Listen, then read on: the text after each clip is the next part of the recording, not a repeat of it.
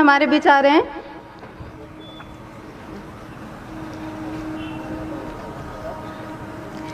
कार्यक्रम की इस बेला को आगे बढ़ाते हुए मैं सम्मानीय अतिथियों से निवेदन करती हूं कि वे श्रद्धेय भाव साहब भुसकुटे जी के चित्र के समक्ष दीप प्रज्वलित कर पुष्प अर्पित करें।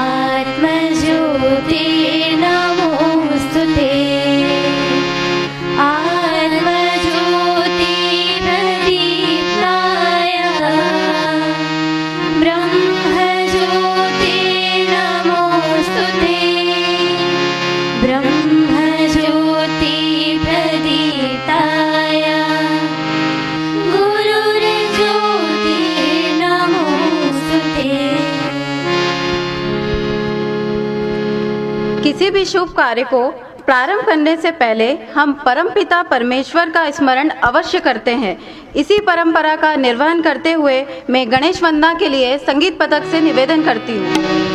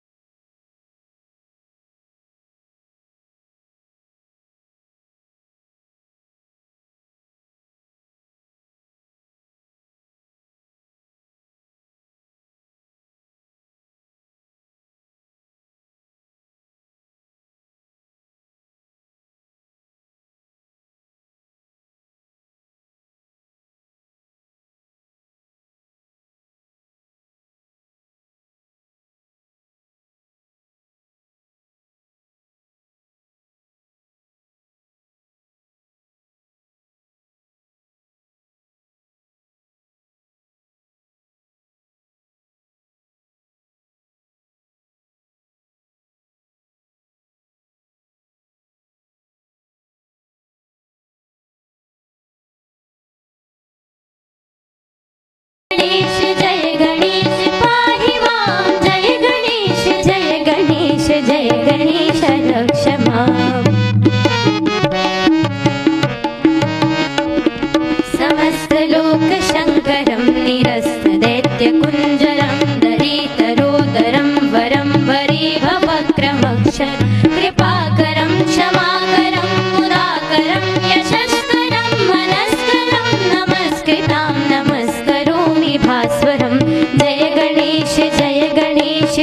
गणेश पाहि मां, जय गणेश गणेश जय गणेश रक्ष मां जय गणेश जय गणेश जय गणेश पाहि मां जय गणेश जय गणेश जय गणेश रक्ष मां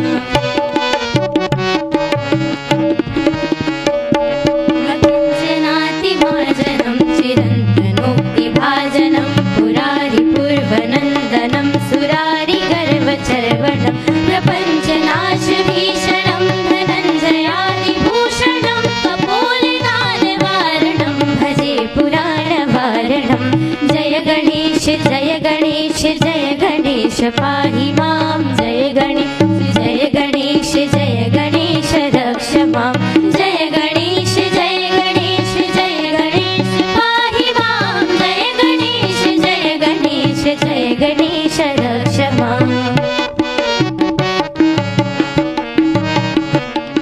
नितान्त कान्त दन्त कान्तिमन्त कान्तकात्मजम् अचिन्त्य रूपमन्तहीनमन्तदायकर्तनं निरन्तरे निरन्तरं वसन्तमेव योगिनां तमेकदन्तमेव तं विचिन्तयामि सन्ततं जय गणेश जय गणेश जय गणेश पाहि मां जय गणेश जय गणेश जय गणेश रक्ष मां जय गणेश जय गणेश जय गणेश पाहि मां जय गणेश जय गणेश जय गणेश रक्ष मां महागणेश पञ्चरत्नमादरेण योन्वहं प्रजल्पति प्रभातकेरिदि स्मरन् गणेश्वर अरोगतां दोषतां सुसाहितीं सुपुत्रता समाहितायुरश्च भूतिमभ्यपेति सोचिरात् जय गणेश जय गणेश जय गणेश पाहि मां जय गणेश जय गणेश जय गणेश रक्ष मां जय गणेश जय गणेश जय गणेश पाहि मां जय गणेश जय गणेश जय गणेश रक्ष मां जय गणेश जय गणेश जय गणेश रक्ष मां जय गणेश रक्ष मां जय गणेश रक्ष मां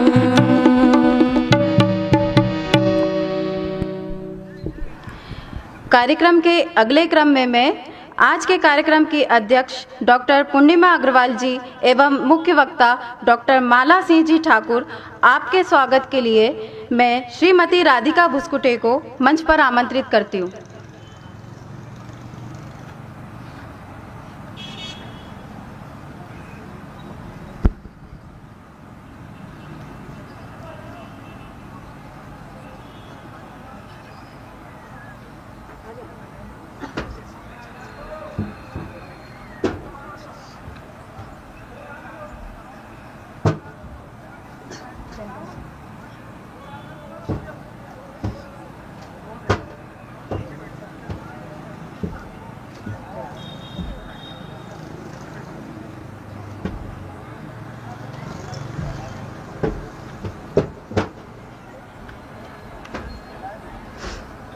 इस वर्ष एक सुखद संयोग श्रद्धेय भाऊ साहब भुस्कुटे स्मृति व्याख्यान माला से जुड़ रहा है।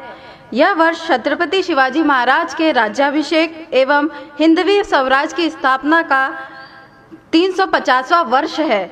इसी तारतम्य में संस्कार भारती से जुड़ी श्रीमती अंबिका समीर जैन द्वारा छत्रपति शिवाजी महाराज की विशाल रंगोली यहाँ मंच के समीप बनाई गई है। कृपया अवलोकन अवश्य करें। कार्यक्रम की अगली कड़ी में मैं मंचासीन सम्मान्य अतिथियों का परिचय करवा रही हूँ। आज के कार्यक्रम की अध्यक्षता कर रही डॉक्टर पूर्णिमा अग्रवाल जी। आपने जबलपुर से सन 1993 में MBBS एवं कलकत्ता से DGO किया है। टिमरनी नगर की वरिष्ठ स्त्री रोग विशेषज्ञ हैं। विगत 22 वर्षों से टिमरनी नगर में निस्वार्थ रूप से अपनी सेवाएं दे रही हैं। आज के कार्यक्रम की मुख्य वक्ता डॉक्टर माला सिंह जी ठाकुर। आप बहुमुखी प्रतिभा की धनी हैं। आपने MSc, MBA, MSW तथा मास कम्युनिकेशन में मास्टर डिग्री प्राप्त की है। यूनिवर्सिटी ऑफ मेकारिया रशिया द्वारा सामाजिक कार्यों में उत्कृष्ट कार्य करने हेतु आपको डॉक्टरेट उपाधि से सम्मानित किया गया। नवीन होलकर विज्ञान महाविद्यालय में बायोटेक्नोलॉजी की व्याख्याता रहीं। देवी अहिल्या विश्वविद्यालय का प्रतिनिधित्व विभिन्न राष्ट्रीय एवं अंतर्राष्ट्रीय मंचों पर किया। केंद्रीय संसदीय मंत्रालय भारत सरकार द्वारा सम्मानित किया गया। अहिल्या गौरव सम्मान, विदुषी सम्मान, कोरोना योद्धा सम्मान जैसे अनेकों कई सम्मान आपको प्राप्त हो चुके हैं। हजारों बहनों को आत्मरक्षा का प्रशिक्षण दिया तथा पुण्याति वेलफेयर फाउंडेशन की स्थापना की। वुमनिया कार्यक्रम के आधार पर स्ट्रेस फ्री वुमेन स्वयं का प्रारंभ किया प्रकल्प है। 2003 से स्वयं सेविका है। 2003 से 2010 तक अखिल भारतीय विद्यार्थी परिषद में मध्य भारत प्रांत की सह मंत्री रही है। प्रांत सह छात्रा प्रमुख, राष्ट्रीय कार्य समिति सदस्य आदि दायित्वों का निर्वहन किया है। 2010 से विश्व हिंदू परिषद मालवा प्रांत दुर्गा वाहिनी संयोजिका, दुर्गा वाहिनी की केंद्रीय टोली की सदस्य रहीं। 2017 से विश्व हिंदू परिषद मालवा प्रांत उपाध्यक्ष हैं।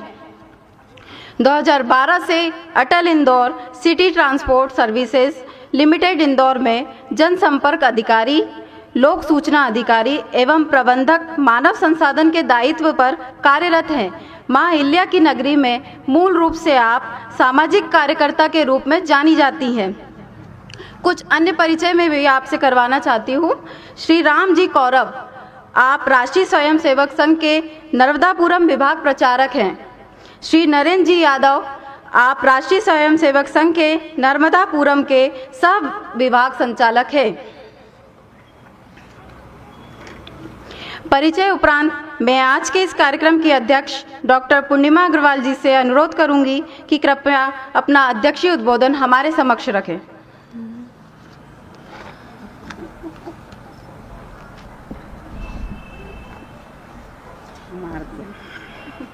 उतना अच्छा बोलना नहीं आता मुझे। हाँ,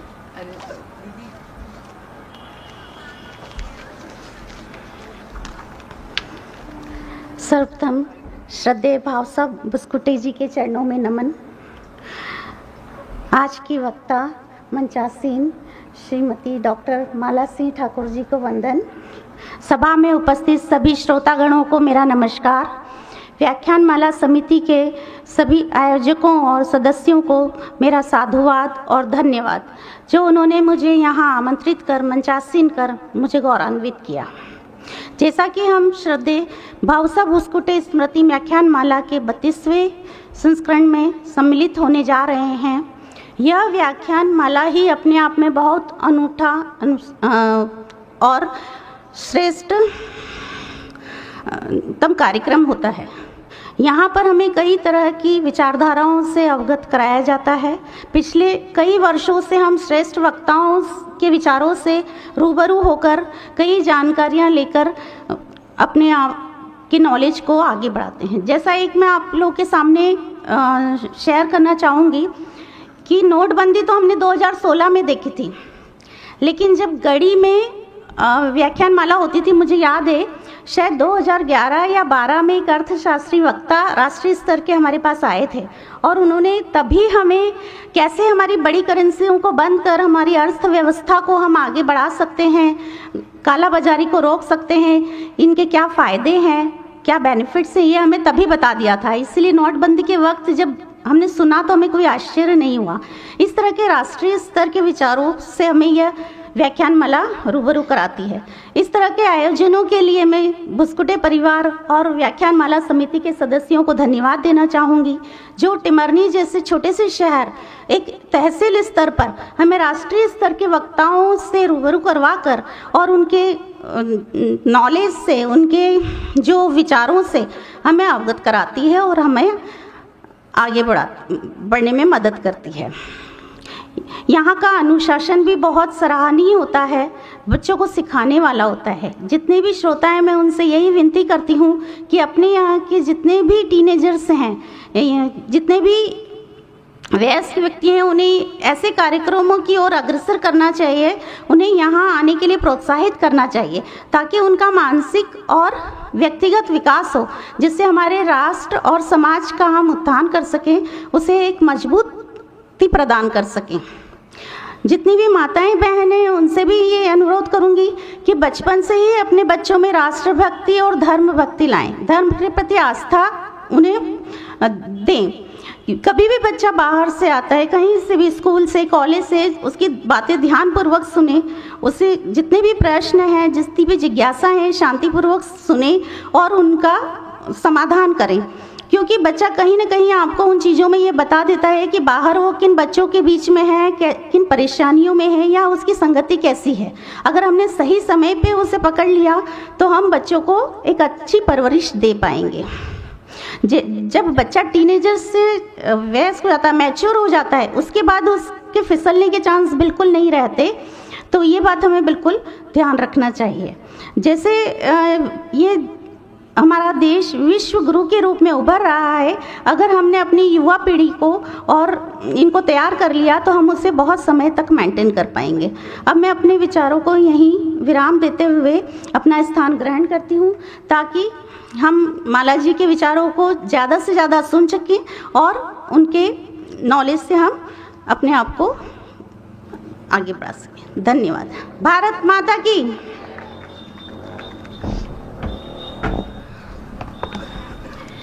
धन्यवाद डॉक्टर पूर्णिमा अग्रवाल जी।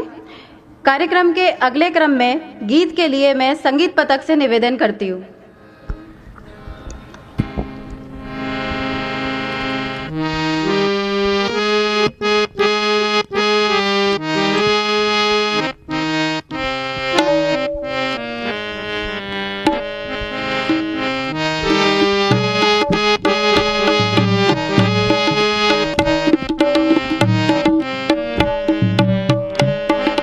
तू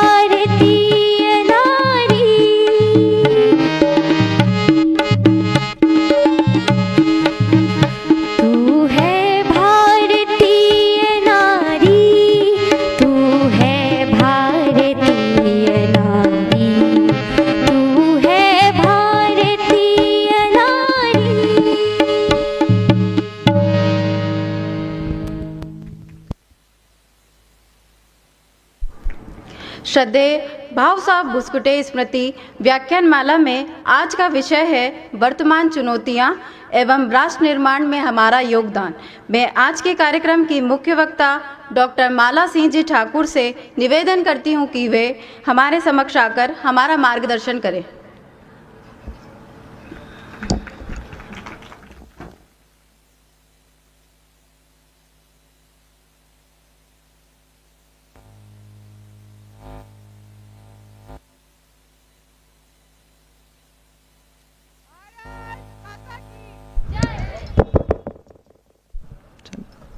भारत माता की आवाज नहीं आ रही है। माँ भारती को भी लगना चाहिए कि टिमरनी की ये जो धरती है ये परम पूज्य भाऊ साहब की धरती है, जिन्होंने राष्ट्र और समाज के निर्माण में अपना योगदान दिया। और विगत 32 वर्षों से अनवरत ये व्याख्यानमाला चल रही है। एक बार और जोरदार नारा लगाएंगे, भारत माता की, सियावर रामचंद्र भगवान की। माँ भारती के चरणों में प्रणाम करती हूँ, माँ अहिल्या के चरणों में प्रणाम करती हूँ। आज की इस व्याख्यानमाला जिसमें मुझे आने का सुअवसर प्राप्त हुआ, पूज्य भाऊ साहब के चरणों में प्रणाम करती हूँ। आज की इस व्याख्यानमाला में हमारे बीच में उपस्थित यहाँ की प्रख्यात चिकित्सक आदरणीय डॉक्टर पूर्णिमा अग्रवाल दीदी, संचालन कर रही डॉक्टर श्रेया अग्रवाल दीदी, सभी बंधु और वंदनीय मातृशक्ति, हम सभी का के लिए सौभाग्य का विषय है कि हम सभी ने भारत भूमि पर जन्म लिया है। सर्वे भवन्तु सुखिनः, सर्वे सन्तु निरामया, सर्वे भद्राणि पश्यन्तु, माँ कश्चित् दुर्भाग् भवेत्। इसी के साथ आप सभी में जो राष्ट्र तत्व व्याप्त है उसे भी प्रणाम करती हूँ। जैसा कि विषय है, विषय राष्ट्र की समस्या भी हो सकता था, लेकिन विषय चुनौती का है।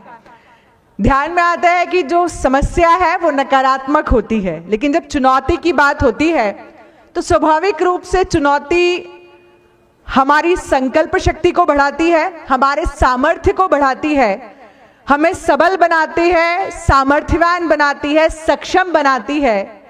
और जिस प्रकार का हमारा पूरा भारतीय समाज है, तो ऐसा ध्यान में आता है कि लगातार जब से हम समाज को देख रहे हैं, चुनौतियां आती रही, चुनौतियों से हम निपटते गए और आगे बढ़ते गए।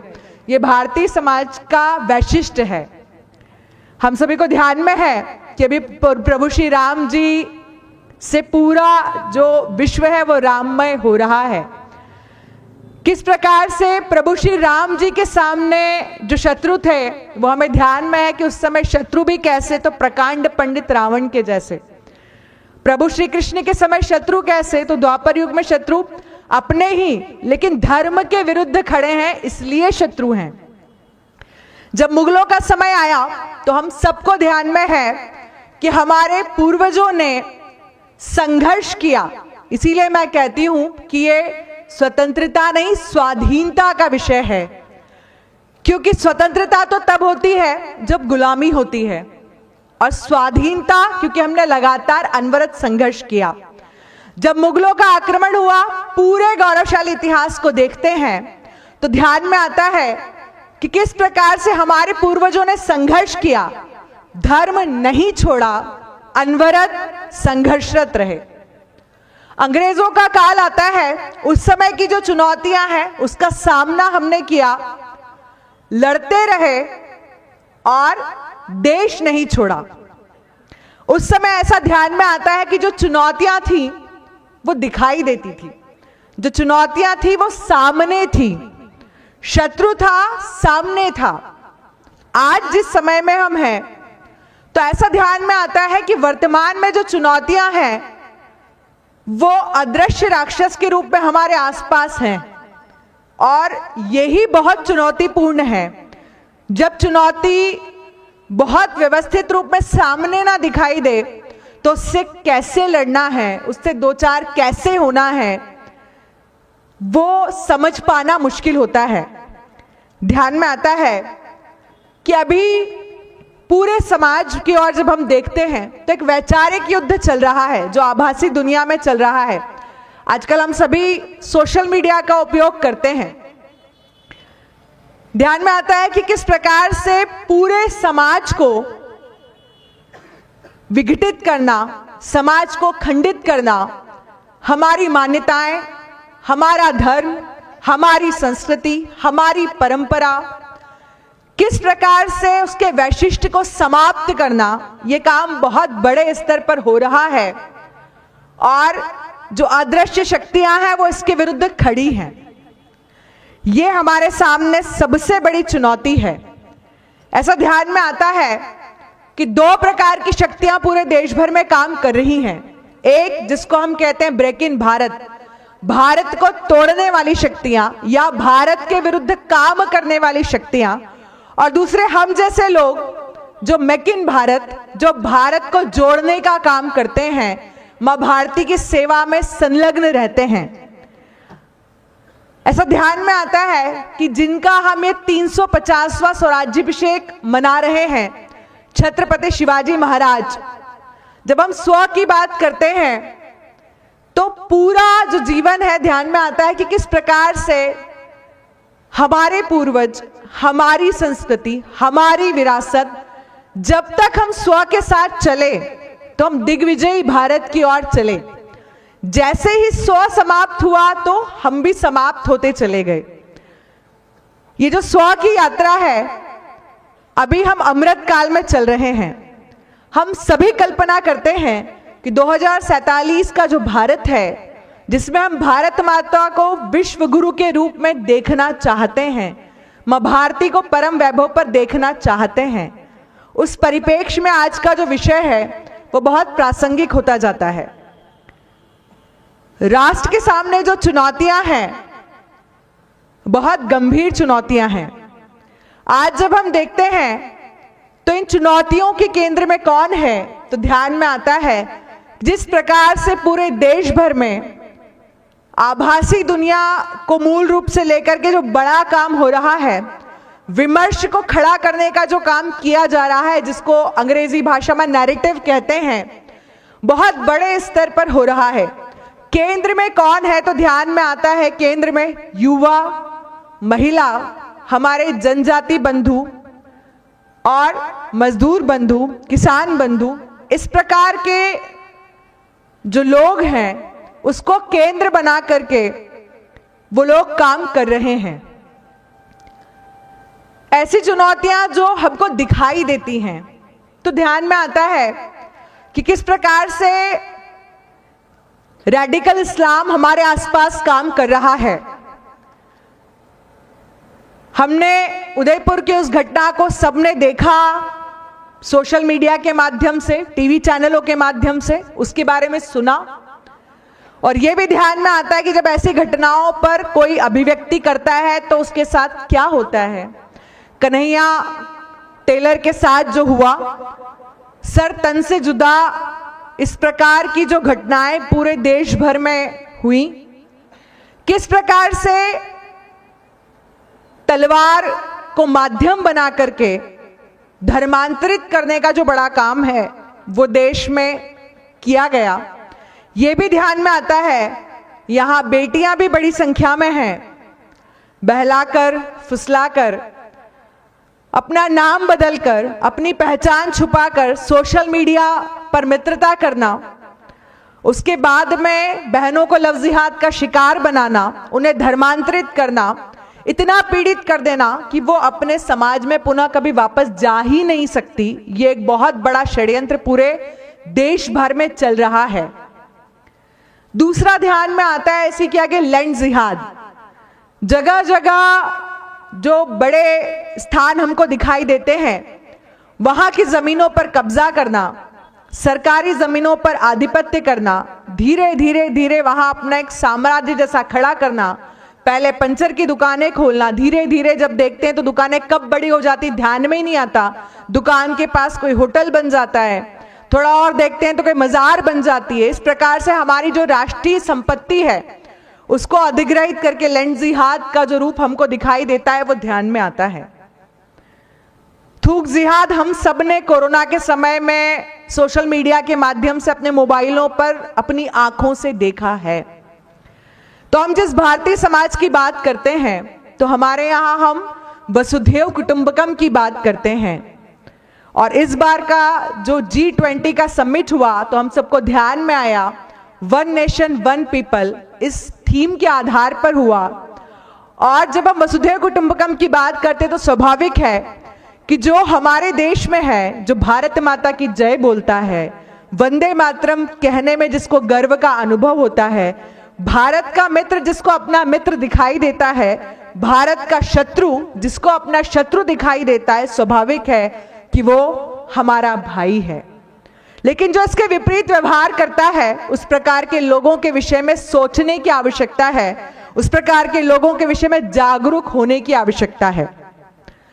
दूसरी तरफ जो एक और चीज हमको दिखाई देती है, कुछ स्थानों पर प्रत्यक्ष दिखाई देती है कि किस प्रकार से जो प्रसारवादी शक्तियां हैं, जो चर्च के नाम पर, प्रार्थना सभाओं के नाम पर, सेवा कार्यों के नाम पर, शिक्षा और स्वास्थ्य, ऐसे दो विषयों का आधार बना करके हमारे बस्ती के भोले भाले भाई बहनों के बीच में जाती हैं, उन्हें धीरे धीरे अपने इस जाल में उलझाती हैं और निःशुल्क स्वास्थ्य सुविधा उपलब्ध कराएंगे, बच्चों को शिक्षा उपलब्ध कराएंगे, बच्चों की कॉन्वेंट विद्यालयों में उनकी फीस नहीं लगेगी।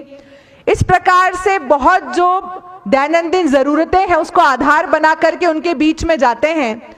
धीरे धीरे जब वो परिवार, वो बस्ती, वो मोहल्ला उन सब चीजों का आदी हो जाता है, धीरे धीरे फिर रविवार के दिन उनको चर्च में बुलाया जाता है। कब हिंदू से वो अपना धर्म परिवर्तित करके ईसाई बन जाता है, शायद उसको खुद भी समझ में नहीं आता।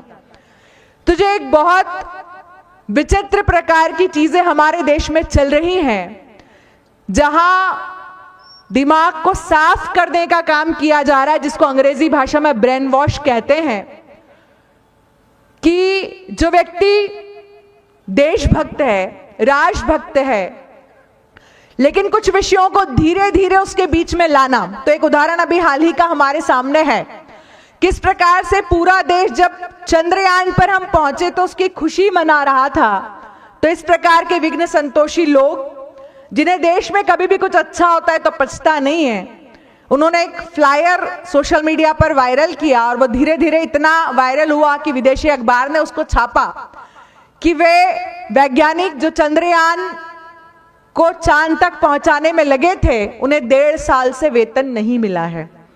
अब ये सोचना चाहिए कि जिस गौरव को प्राप्त करने के लिए हमारे वैज्ञानिक लगातार दिन रात एक करते हैं, पूरा समाज जिस गौरवशाली क्षण की प्रतीक्षा करता है, ऐसे समय में समाज को दिग्भ्रमित करने का काम, समाज को तोड़ने का काम, अपने गौरव का भान हम नहीं करें, कैसे हम सदैव अपने आप को न्यून माने, कैसे अपनी गौरवशाली जो परंपराएं हैं उनसे विरक्त हो जाएं, कैसे हमारा जो गौरवशाली इतिहास है उसको मानना छोड़ दें, ये जो एक प्रकार का षड्यंत्र चल रहा है, मुझे लगता है इसके प्रति जागरण की आवश्यकता है।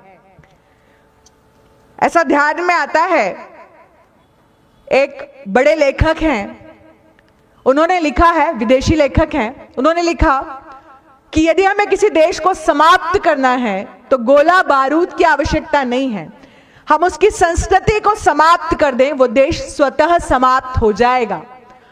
और मुझे लगता है कि कार्ल मार्क्स के जितने भी आगे की पीढ़ियां हैं, उन्होंने इस बात को बहुत गंभीरता से ले लिया।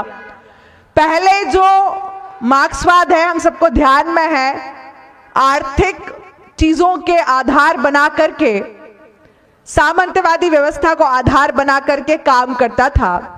आज हम जिस मार्क्सवाद की बात करते हैं तो वो सांस्कृतिक मार्क्सवाद, अंग्रेजी में जिसे कल्चरल मार्क्सिज्म कहते हैं, इस रूप में हमारे सामने है। शब्द बहुत बड़ा लगता है, तकनीकी है, क्लिष्ट है, लेकिन जब सरल भाषा में समझने जाएंगे तो ध्यान में आता है कि हम जिस देश में रहते हैं, हम जिस समाज में रहते हैं, वहां अपनी संस्कृति पर गर्व करते हैं, अपने समाज पर गर्व करते हैं। कश्मीर से कन्याकुमारी तक भारत की संस्कृति अक्षुण्ण है, भारत अखंड है, हम अखंड भारत माता की कल्पना करते हैं। आज विश्व हिंदी दिवस है और 21 फरवरी को अंतर्राष्ट्रीय भाषा दिवस आता है और हम प्रयास करते हैं कि हमारे देश में हमारी जो संस्कृति है उसे हम कैसे अनेकता में एकता के साथ जो भारत का वैशिष्ट है उसके आधार पर जोड़ सकते हैं।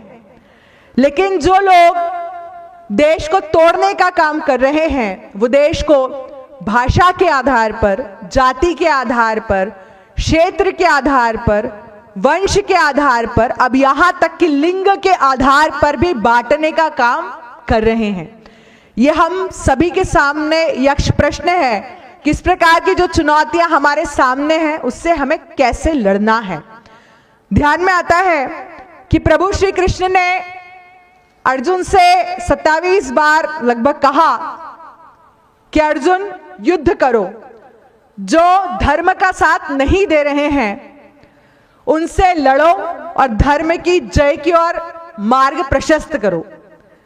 जब अर्जुन ने नहीं माना, बार बार अर्जुन मना करते रहे, तो भगवान श्री कृष्ण ने कहा यथा इच्छे तथा कुरु।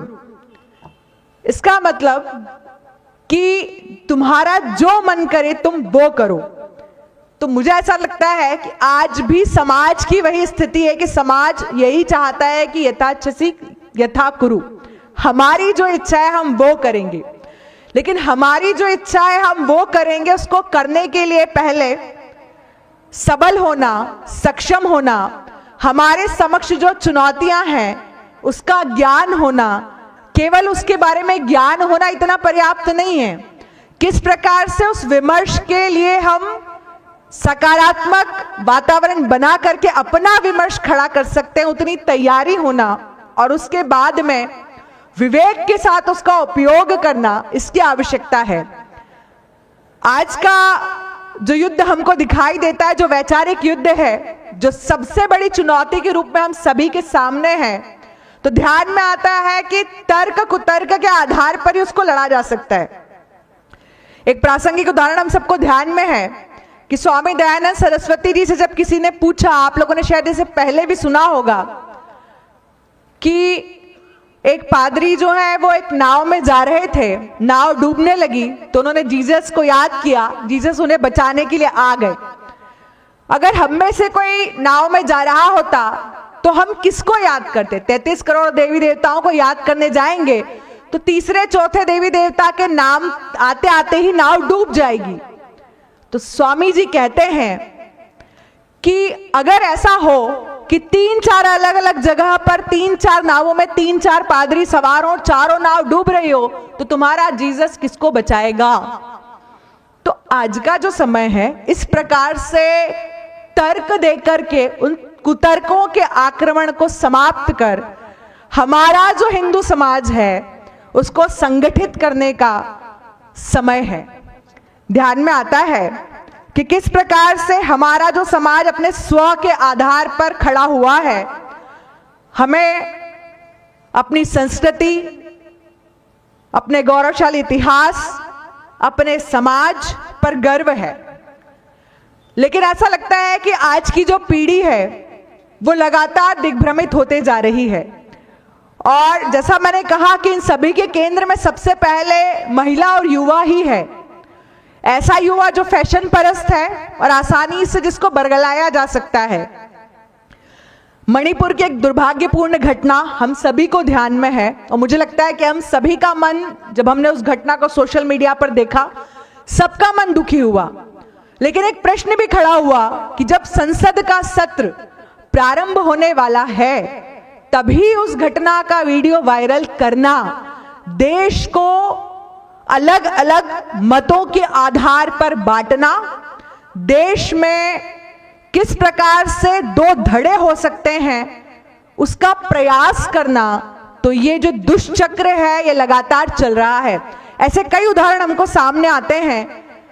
किस प्रकार से किसान आंदोलन में हमारे लिए गौरव का प्रतीक लाल किले की प्राचीर का अपमान किया गया, किस प्रकार से वर्तमान में कुश्ती संघ को आधार बना करके आज के युवा को दिग्भ्रमित करने का प्रयास किया जा रहा है, कैसे वो लोग जो भारत तेरे टुकड़े होंगे इंशाअल्लाह इंशाअल्लाह ये कह करके कहते हैं कि हमारी अभिव्यक्ति की स्वतंत्रता है, वो लोग जो ये कहते हैं कि किस प्रकार से जिस देश में हम रहते हैं, जहां जिस देश से हमें इतना प्यार मिला, उस देश में हम अब अपने आप को असुरक्षित महसूस करते हैं, क्योंकि हमारा जो देश है, जो सर्वे भवन्तु सुखिनः की बात करता है, जो चींटियों के लिए भी दाने की चिंता करता है, पक्षियों के लिए भी पानी की चिंता करता है, और घर में कोई ऐसा आ जाए जिसे नहीं जानता उसके भी भोजन तक की चिंता करता है, ऐसे लोगों के लिए वो कहते हैं कि उन्हें उस देश में रहने से डर लगता है। और इस नाम पर देश के ऐसे लोग अवार्ड वापस करते हैं। देश में जब मॉब लिंचिंग होती है, दिवाली पर पाल घर में साधुओं की हत्या होती है, तब ऐसे लोग चुप खड़े दिखाई देते हैं। तो किस प्रकार का षड्यंत्र देश में चल रहा है उसको समझने की आवश्यकता है। परम पूज्य सर संघ चालक जी भाषण में कहते हैं कि जो हमें अपना विरोधी मानते हैं, ऐसे शब्द का प्रयोग करते हैं। हम लोग सामान्यतः कहते हैं कि हमारे विरोधी, लेकिन वो कहते हैं कि जो हमें अपना विरोधी मानते हैं, मतलब हम किसी को विरोधी नहीं मानते, हम पूरे समाज को समावेशी संस्कृति के आधार पर भारत माता के पुत्र पुत्री मान करके अपना मानते हैं। हमारी जो संस्कृति है जिसको हम मानते हैं, हम कहते हैं, बच्चों को जब सिखाते हैं तो हम कहते हैं कि चंदा मामा, गाय माता, बिल्ली मौसी। इसका मतलब है संबंधों की संस्कृति है। लेकिन आज ध्यान में आता है कि किस प्रकार से सांस्कृतिक विकृतीकरण पैर पसार रहा है, जहां कुटुंब की जगह एकल परिवारों ने घर कर लिया है। ध्यान में आता है कि आज की जो पीढ़ी है वो डिंक फैमिली की बात करती है। डिंक का मतलब होता है डबल इनकम नो किड्स, दोनों पैसा कमाएंगे पर बच्चे नहीं चाहिए। तो बहुत दूर की बात नहीं है, ये बेंगलोर दिल्ली में पहले होता था, कर्नाटक में होता था, अब आजकल इंदौर जैसे शहर में भी सुनाई देने लगा है। तो मल्टीनेशनल में काम करेंगे, केवल पैसा कमाना, अगर बच्चे चाहिए भी तो कहीं अनाथाश्रम से गोद लिए जा सकते हैं। तो भारतीय परिवार व्यवस्था पर जो प्रहार है इसे समझने की आवश्यकता है। हमारे यहाँ हम कहते हैं कि जो स्त्री है उसे मां का रूप मानते हैं, और स्वामी विवेकानंद जी जिनकी जयंती हम 12 जनवरी को मनाने वाले हैं, विवेकानंद जी ने कहा था कि समाज रूपी जो गरुड़ पक्षी है वो ऊंची उड़ान तभी भर सकता है जब उसके दोनों पंख, स्त्री और पुरुष, सक्षम हो। तो ध्यान में आता है जिस प्रकार से स्वामी विवेकानंद जी ने कहा, हम अपने पुराणों की ओर देखते हैं तो चाहे यजुर्वेद की बात करें या फिर महाभारत की बात करें, रामायण जी की बात करें, सभी वेदों में, पुराणों में, शास्त्रों में स्त्री के महात्म्य को बताया गया है। हमारे यहाँ स्त्री पूजनीय है। दूसरी ओर देखते हैं तो 1837 के आसपास जो पश्चिम के देश हैं उन्होंने स्त्री स्वातंत्र्य, फेमिनिज्म, आजकल जो शब्द लगातार चला है नारीवाद, उसको एजेंडा बना करके संघर्ष शुरू किया। हम सबको ध्यान में है कि जब हमारे देश में स्वाधीनता संग्राम का नेतृत्व करने वाली महिलाएं थी, ऐसे समय में पश्चिम स्त्री स्वातंत्र्य मांग रहा था। और हमारे यहाँ उसके पहले से ही जब देश की ओर देखते हैं तो प्रभु श्री राम जी के समय के पहले से भी जब देखते हैं तो ध्यान में आता है कि वेदों की ऋचाएं लिखने वाली भी महिलाएं हुई हैं, ऋषि भी महिलाएं हुई हैं। युद्ध भूमि में जब उतरने की बात आई तो ये ध्यान में आता है कि वहां भी महिलाएं थी। और हमारा देश ऐसा देश है कि जब हम स्वाधीन हुए तो हमें प्रतीक्षा नहीं करना पड़ी कि महिलाओं को वोट डालने के लिए अलग से कोई अनुच्छेद आएगा और उसके बाद महिलाएं वोट डालने जाएगी। जब से हम स्वाधीन है तब से हमारे यहाँ बहनें भी वोट डाल रही हैं। हमारे यहाँ जब हम दूसरे देशों को देखते हैं तो विकसित देशों में ड्राइविंग लाइसेंस अब महिलाओं को जाकर के पिछले 2-4 साल पहले मिला है। हमारे यहाँ तो ऐसा कभी हुआ ही नहीं कि बहनों को लाइसेंस लेने के लिए प्रतीक्षा करनी पड़ी हो। तो हमारे देश में तो स्त्री को कभी भी हमने दोयम दर्जे का नहीं माना, कभी भी स्त्री पुरुष विभेद नहीं किया। हमेशा ऐसा माना है कि जो परिवार व्यवस्था है, उस परिवार व्यवस्था में दोनों की आवश्यकता है। हम एकात्म दर्शन को मानते हैं, तो स्वाभाविक है कि हम सब अपनी सक्षमता के आधार पर, अपनी सबलता के आधार पर अपने कर्तव्यों का निर्वहन करेंगे। ये हमारी संस्कृति है। लेकिन फेमिनिज्म के नाम पर, नारीवाद के नाम पर आजकल एक बहुत बड़ा षड्यंत्र चला आ रहा है।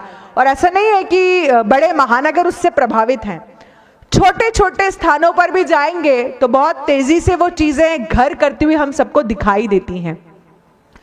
ध्यान में आता है कि जब इस्लाम की बात करते हैं तो इस्लाम में स्त्री को केवल भोग की वस्तु माना है और उसे बंधन में भी बांधा गया है।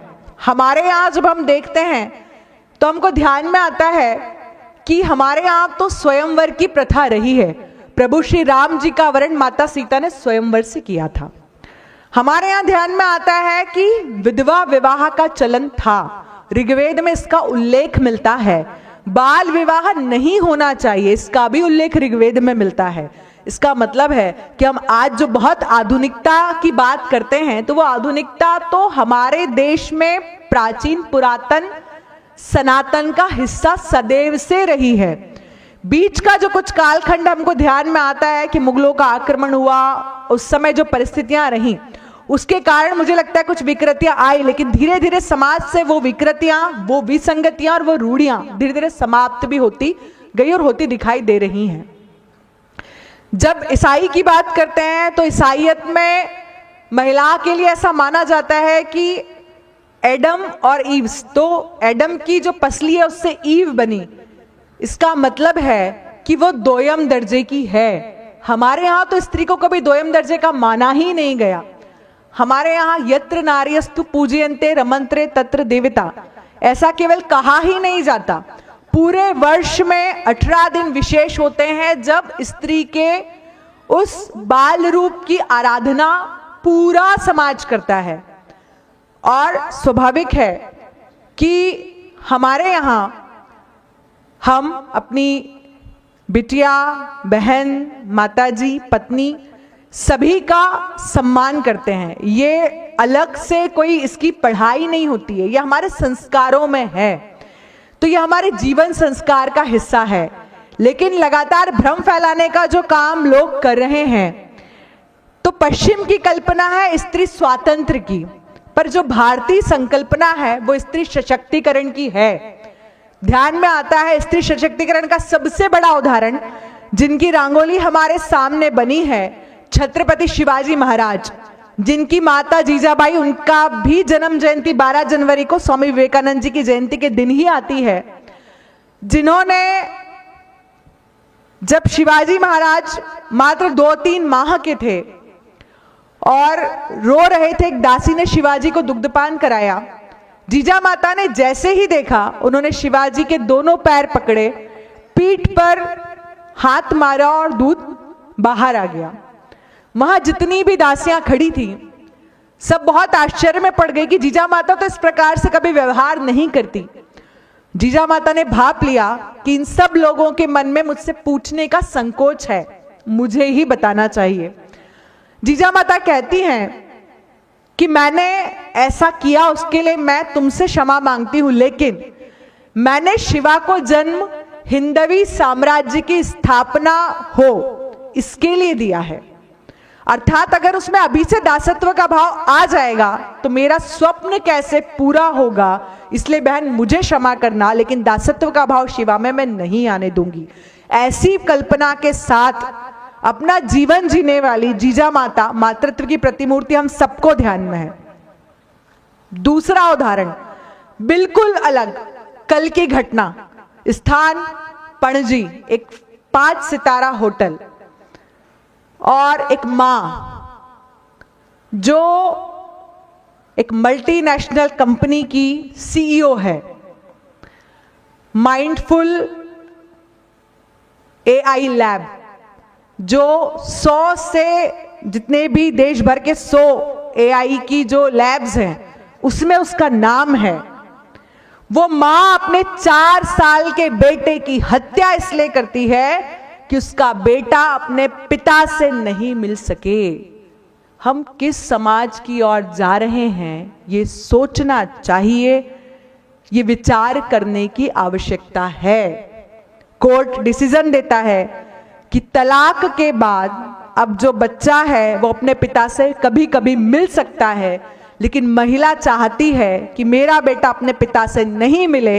इतनी सी बात के पीछे वो अपने 4 वर्ष के बालक की हत्या कर देती है। मुझे लगता है हम यहाँ जितनी बहनें बैठी हैं, अपने बच्चे को जरा भी चोट आती है, जरा भी खून निकलता है तो बच्चा तो रोता ही है, उसके सामने नहीं उसके पीठ पीछे हम भी रोते हैं।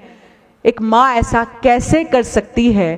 तो किस असंवेदनशील समाज की ओर हम बढ़ रहे हैं, ये विचार करने की आवश्यकता है। ये चीजें एकदम से समाज में नहीं आई हैं, धीरे धीरे धीरे धीरे समाज का हिस्सा कब बनी हम लोग भी समझ नहीं पाए।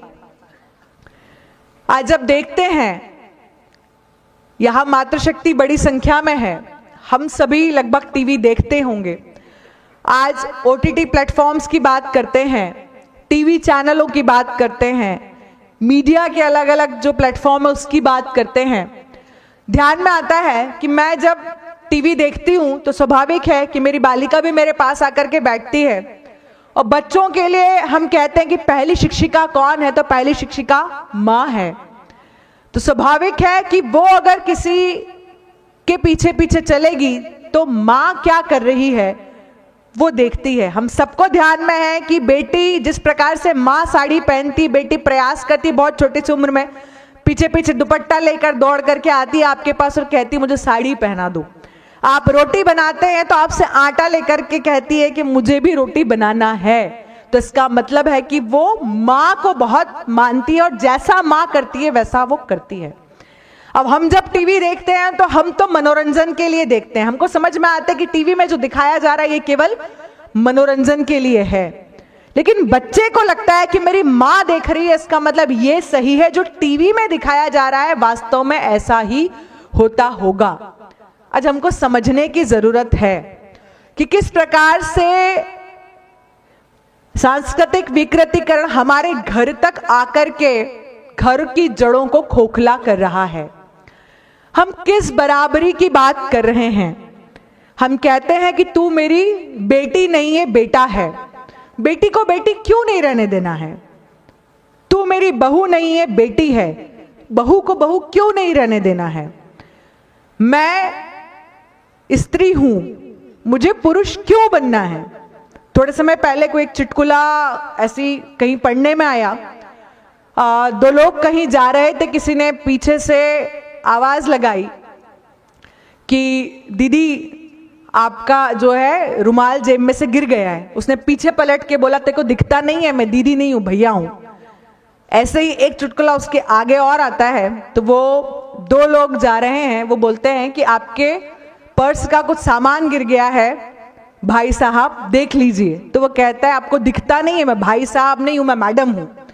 तो ये जो किस प्रकार से हम अपने चरित्र को, अपनी संस्कृति को, अपनी परंपराओं को चैलेंज करने का काम, स्वाभाविक है इसको हम चैलेंज करना ही कहेंगे, कि जो हमारे यहाँ शास्त्रों में लिखा है, जो हम सनातन संस्कृति को आधार मान करके हमारे पूर्वज लगातार जिस रास्ते पे चले आ रहे हैं, कोई नया रास्ता हम बनाना चाहते हैं, हम कुछ अलग करना चाहते हैं। तो कुछ अलग करने के चक्कर में हम कुछ नया भी नहीं कर पाते, हम जो हैं हम वो भी नहीं रह पाते, पुराने को सहेज भी नहीं पाते। तो हम किस ओर जा रहे हैं, ये एक विचार करने की हम सभी को जरूरत है। आजकल एक शब्द आया है वोकिज्म।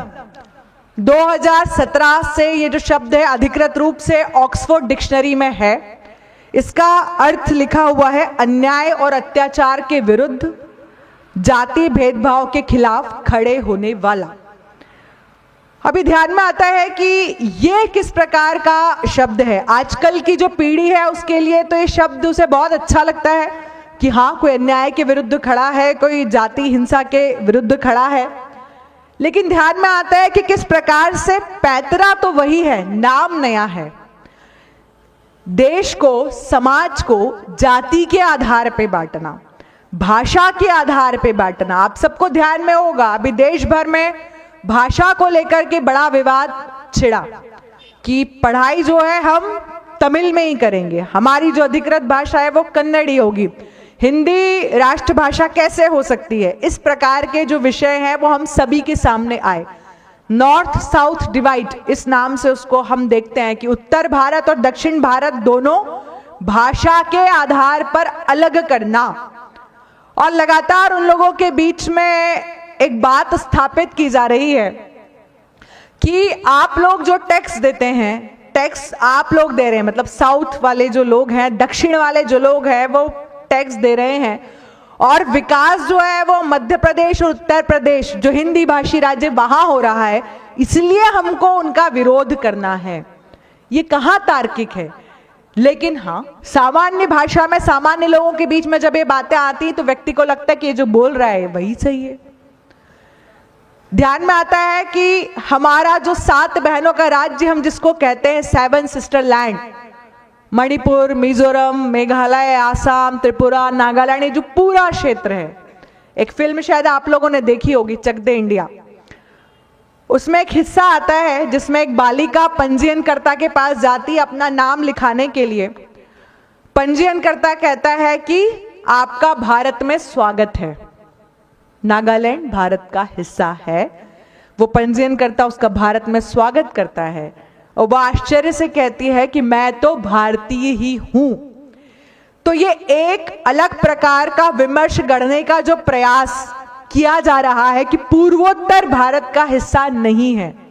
तो ध्यान में आता है जब भारतीय ज्ञान परंपरा की ओर देखते हैं, जब नालंदा विश्वविद्यालय जला, उसके बाद ध्यान में आता है 13 लाख गुरुकुल इस देश में ध्यान में आते हैं, और वहां के कुछ जो पोथियां हैं वो ध्यान में आती हैं कि पूर्वोत्तर के एक मंदिर में मिलती हैं। तो पूर्वोत्तर भारत का हिस्सा अगर नहीं होता तो वहां वो कैसे मिलती, ये सोचने की आवश्यकता है। स्वाधीनता संग्राम को जब देखते हैं तो ध्यान में आता है कि कश्मीर से लेकर कन्याकुमारी तक, अटक से कटक तक पूरा भारत, ऐसा कोई हिस्सा भारत का नहीं है जहां पर वीरांगनाओं ने और क्रांतिकारियों ने स्वाधीनता संग्राम में हिस्सा नहीं लिया हो। तो ये केवल किस प्रकार से विमर्श गढ़ना और आज जो वर्तमान में देश की स्थिति है उसमें कैसे भ्रम पैदा करना। स्वाभाविक है, जिन लोगों को देश से प्यार नहीं है उन्हें ही देश में कुछ अच्छा होता है तो तकलीफ होती है। लोग जिन्हें लगता था कि राम सेतु काल्पनिक है, प्रभु श्री राम जी काल्पनिक है, जो सर्जिकल स्ट्राइक का सबूत मांगते हैं, जो वैक्सीन जब बनती है तो उसका सबूत मांगते हैं, देश से पूछते हैं कि बच्चों का जो वैक्सीन है वह आपने बाहर के देशों को क्यों दिया।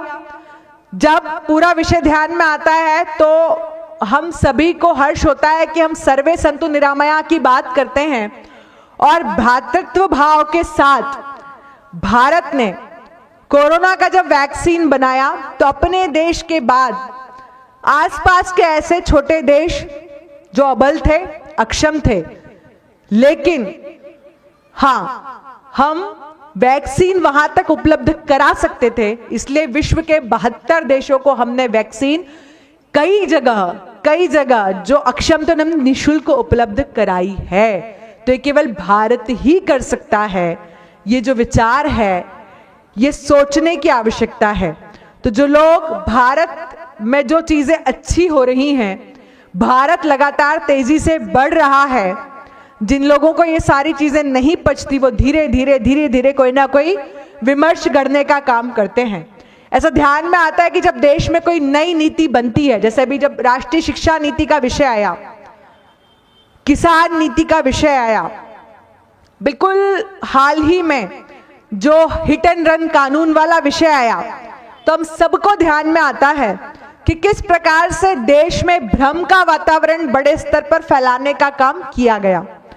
कैसे लगातार ऐसे लोग जो इन विषयों का जो सतही है उसमें से कोई ऐसी चीज जो आम जो समाज है उसको अपील करेगी, उसको तुरंत पकड़ करके लोगों को इकट्ठा करना और विरोध करना, ये उन्होंने एक नियति बना ली है।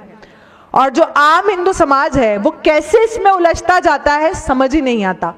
कैसे एक राष्ट्रभक्त देशभक्त व्यक्ति धीरे धीरे धीरे धीरे इस मायाजाल में फंसकर राष्ट्रभक्ति से दूर होता जाता है, अपने देश के बारे में नकारात्मक विचार उसके मन में आने लगते हैं। कैसे उसको लगने लगता है कि जिस देश में सर्जिकल स्ट्राइक हुई तो अगर उसका किसी ने सबूत मांगा है तो वो सही है, जो देश चंद्रयान पे पहुंचा है वहां के वैज्ञानिकों को अगर वेतन नहीं मिला है तो वो सही है, ये विषय जो उठाया गया है, किसानों के साथ अन्याय हो रहा है तो इसके खिलाफ जो आवाज उठाई जा रही है बिना सोचे वो सही है। आपको सुनकर के आश्चर्य होगा कि वर्ल्ड बैंक की रिपोर्ट के अनुसार हिंदुस्तान में किसानों की जो आत्महत्या है ये दुर्भाग्यपूर्ण है, लेकिन उससे 3 गुना ज्यादा जो व्यवसायी हैं, 2021 तक का आंकड़ा है, उनकी आत्महत्या 3 गुना बड़ी है। तो ये कैसे समाज की ओर हम जा रहे हैं, ये सोचने की आवश्यकता है। केवल भौतिकवाद की तरफ भागना, केवल सुख सुविधाओं की तरफ दौड़ लगाना, अपने अपनों से दूर होते जाना, तो ये कैसा समाज है जिसकी तरफ हम जा रहे हैं, अग्रसर हो रहे हैं, ये सोचना चाहिए। वोकिज्म को आधार बना करके वर्ल्ड बैंक, यूएन, आईएनएफ, इस प्रकार के जो संस्थान हैं, ये ऐसे विषयों पर खुली बातचीत करना, मतलब हमारे समाज में लैंगिक समानता, असमानता, समलैंगिक विवाह, LGBTQ, इस प्रकार के विषयों पर अपने बड़े लोगों के बीच में सामान्य बात करना भी शिष्टाचार नहीं है, ऐसा माना जाता है। ऐसे समय में ये लोग चाहते हैं कि ऐसे विषयों पर खुलकर बात होना चाहिए, ये विषय पाठ्यक्रम का हिस्सा होना चाहिए। वैश्विक स्तर पर वो इस पर दबाव बनाने के लिए लगातार लगे हुए हैं। एक अलग प्रकार का मनगढ़ंत वातावरण बनाने का काम ये लोग कर रहे हैं कि भारत बहुत गरीब देश है, भारत विज्ञान को नहीं मानता, भारत रूढ़िवादी देश है।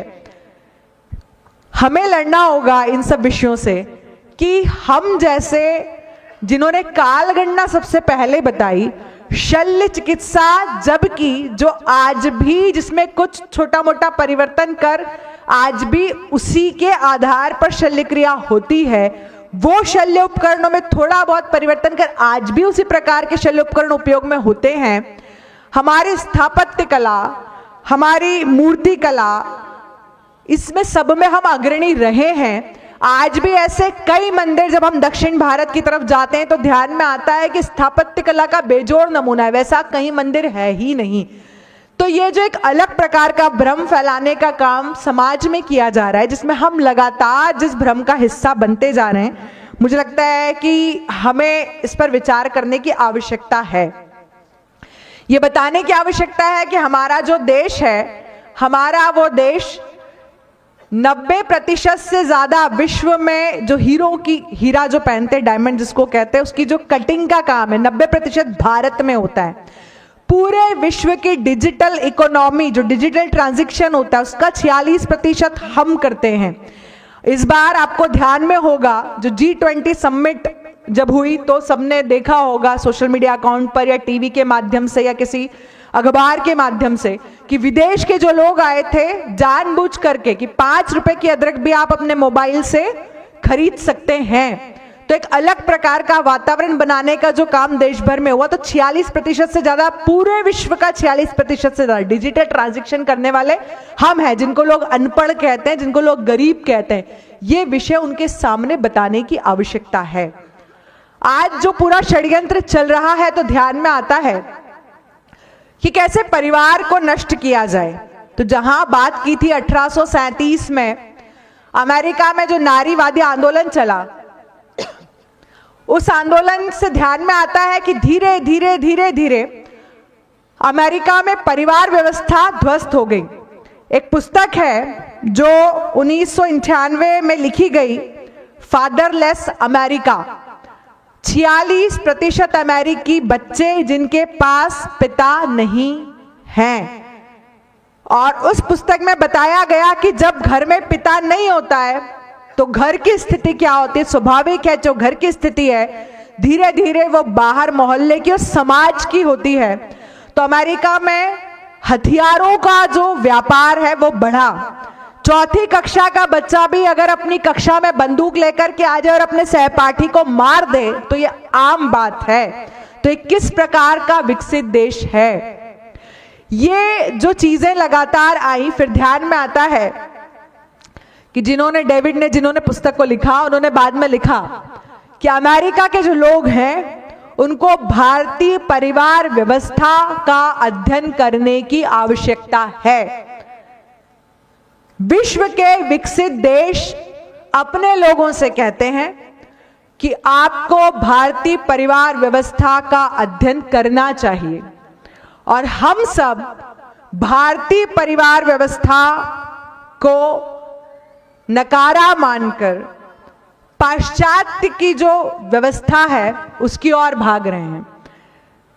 इंदौर में एक बड़ी संस्था है जिसमें सारी व्यापार करने वाली महिलाएं इकट्ठा होती हैं, उनका समूह है। उस समूह में उन्होंने एक वक्ता को बुलाया। वक्ता ने कहा कि जब आप स्वयं कमा सकती हैं, बच्चों का लालन पालन कर सकती हैं, तो आपको अपने पति की जरूरत क्या है। आप घर का झंझट छोड़िए और खुद इंडिपेंडेंट होकर के आगे बढ़िए। इस बात पर हम यहाँ जितने लोग बैठे हैं हम सब सोच रहे हैं कि किस प्रकार का विषय है, लेकिन पूरा सभागार जो है वो तालियां बजा रहा था। उसके बाद हम लोगों को भी बात रखने का मौका मिला, हमने अपनी बात रखी, हमारी बात से भी लोग सहमत हुए। पर हम किस तरफ जा रहे हैं ये सोचने की बात है। केवल भौतिकवाद की ओर दौड़ना, केवल मैं इसकी तरफ भागना, इससे कैसे काम चलेगा। हम सामूहिकता की बात करने वाले देश हैं। हमारे देश में सबसे छोटी जो प्रार्थना है वो है सहना भवतु सहनो भुनक्तु। उसमें भी 2 लोग हैं, अकेले की कोई प्रार्थना नहीं है। तो इसका मतलब है तो हम वो देश हैं जो सामूहिकता की बात करता है। तो केवल मैं पे आकर के कैसे रह सकते हैं। आजकल एक विषय चला है, लाइफ मीनिंगफुल होना चाहिए। सुनने में बहुत अच्छा लगता है कि मतलब जीवन जो है उसका कोई औचित्य होना चाहिए, लेकिन इसके पीछे का जो नैरेटिव है वो जब खड़ा करने का प्रयास किया गया तो बताया गया कि अभी तो करियर बनाना चाहिए, अभी क्या काम जीवन में करना है वो करना चाहिए, पहले पैसा कमा लेंगे, विवाह बाद में करेंगे। हमको ध्यान में आता है कि जो विवाह जैसी जो संस्था हमारी भारतीय परंपरा में है, जहां हम एक पीढ़ी से दूसरी पीढ़ी में संस्कार देते हैं, विरासत सजोती हुई वो पीढ़ी आगे जाती है, और पीढ़ी दर पीढ़ी जिस प्रकार से आज हम यहाँ जिस व्याख्यान माला में बैठे हैं, पीढ़ी लगातार इस काम को करती आ रही है। देश, धर्म और समाज के विषयों का चिंतन लगातार हो रहा है। तो स्वाभाविक है कि जब पीढ़ियां बचेंगी ही नहीं तो समाज कैसे चलेगा। ये एक नैरेटिव खड़ा करने का काम किया जा रहा है। माई बॉडी माई चॉइस, ये एक अभियान चला, आपको ध्यान में होगा, विदेश से अभियान यहाँ आया। हमारे यहाँ भी करीना कपूर, कैटरीना कैफ, इस प्रकार की जो नायिकाएं, उन्होंने एक तख्ती ली, उस पर लिखा था माई बॉडी माई चॉइस। किसी पत्रकार ने पूछा कि क्यों आप यह आंदोलन कर रहे हैं, तो उन्होंने कहा कि नहीं मालूम, किसी ने कहा था और पूरे विश्व में चल रहा है, इसलिए हमने भी तख्ती लेकर के और इंस्टाग्राम पर डाल दिया। ये विचारणीय है कि किस प्रकार से हमारे समाज में जो युवा है, जो बहनें हैं, जो समाज के अन्य लोग हैं, जो लगातार सोशल मीडिया से इन्फ्लुएंस होकर के, उससे प्रभावित होकर के अपने निर्णय करते हैं, उनको जागने की आवश्यकता है कि किस प्रकार से भ्रम का जो है बड़ा जाल फैल रहा है और हम उसमें कैसे फंसते जा रहे हैं, ये सोचना पड़ेगा। माई वे हाई वे, आजकल ये एक नया विचार आया है, मुझे ऐसा ध्यान में है 2008 के आसपास की बात होगी। इंडिया टुडे ने और द हिंदू ने एक रिपोर्ट छापी थी। उसमें उन्होंने कहा कि जब पूरा विश्व अर्थव्यवस्था को लेकर के चिंतित था, भारत एक ऐसा देश था जिसकी अर्थव्यवस्था वैसी नहीं बिगड़ी थी। कारण तो भारत में रहने वाली जो महिलाएं हैं, बहुत कम भी अगर मेरे घर में है, मेरे घर में कोई व्यक्ति सैकड़ा भी कमाता है तो मैं उसमें से 10 रुपए बचा लेती हूँ, 1000 कमाता है तो 100 बचा लेती हूँ। इस प्रकार से भारतीय महिलाओं के, उसमें लिखा था भारतीय महिलाओं के चावल के डिब्बों में, आटे के डिब्बे में, दाल के डिब्बे में पैसे रहते हैं और जो बचता है उससे वह सोना बना लेती हैं। इसलिए इस प्रकार से भारत की जो अर्थव्यवस्था है उस पर कोई प्रभाव एकदम नहीं पड़ता। ये कहाँ से आया है? ये हमारी संस्कृति से ही तो हमने सीखा है, ये वहीं से तो आया है। हम सबको ध्यान में है कि जब कोरोना का भीषण समय आया तो आप जब बाहर कहीं एटीएम पर पैसे निकालने के लिए जाते होंगे, आपको याद होगा, तो घर में जो बहनें हैं वो कहते होंगे कि अभी मेरे पास कुछ है, अभी एटीएम पर मत जाओ। तो ये जो एक चीज है वो अलग बात है कि आप लोगों ने जब नोट बदली किए तो उसमें से कितने वापस आए मुझे नहीं मालूम, लेकिन जो भी छुपा छुपा के रखे होंगे तो उसमें जो भी वापस मिला होगा। तो कोरोना के समय हम सबने ये चीज महसूस की कि जो घर की मातृशक्ति है उसने घर को बहुत अच्छे से चलाया। जितने संसाधन हमारे पास में, तो उन्होंने प्रयास किया कि अगर बाहर जाएंगे तो इन्फेक्शन फैलेगा, इसीलिए एटीएम पे नहीं जाना है, मेरे पास कुछ है मुझे बाद में दे देना, अभी ले लो। ये जो भाव है अपने परिवार के प्रति कि मुझे कुछ भी हो जाए, मेरे परिवार को कुछ भी नहीं होना चाहिए, तो ये जो मातृत्व का भाव है, हमारे यहाँ तो बिल्कुल छोटी सी बच्ची 1 साल की है ना, तो उसमें भी मातृत्व का भाव हमको दिखाई देता है। 2-3 साल की जो बच्ची, उसका कोई छोटा भाई है तो उसको वो वैसे ही दुलारती है जैसे माँ दुलारती है। तो ये हमारी संवेदनशीलता, हमारा ममत्व, इसको समाप्त करने का जो षड्यंत्र है पूरे देश भर में लगातार चल रहा है। इसकी परिणति अभी जो आपको वो उदाहरण बताया पणजी में बच्चे की हत्या वाला, उसके रूप में हमारे सामने आती है।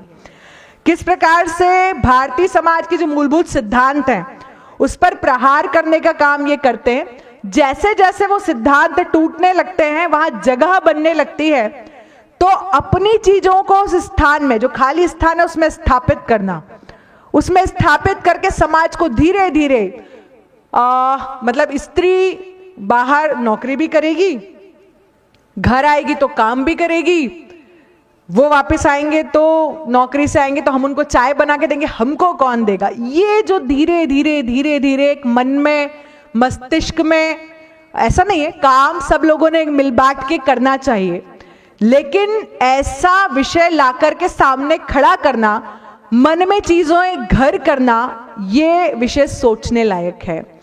इंदौर में सोशल मीडिया कॉन्क्लेव हुआ 2022, उसमें स्त्री विमर्श पर बात चल रही थी। सामने से किसी ने कहा कि मेरी बेटी को लड़के वाले देखने आए थे और हमने तो मना कर दिया कि हमारी बेटी तो रोटी नहीं बनाएगी, वो मल्टीनेशनल कंपनी में काम करती है।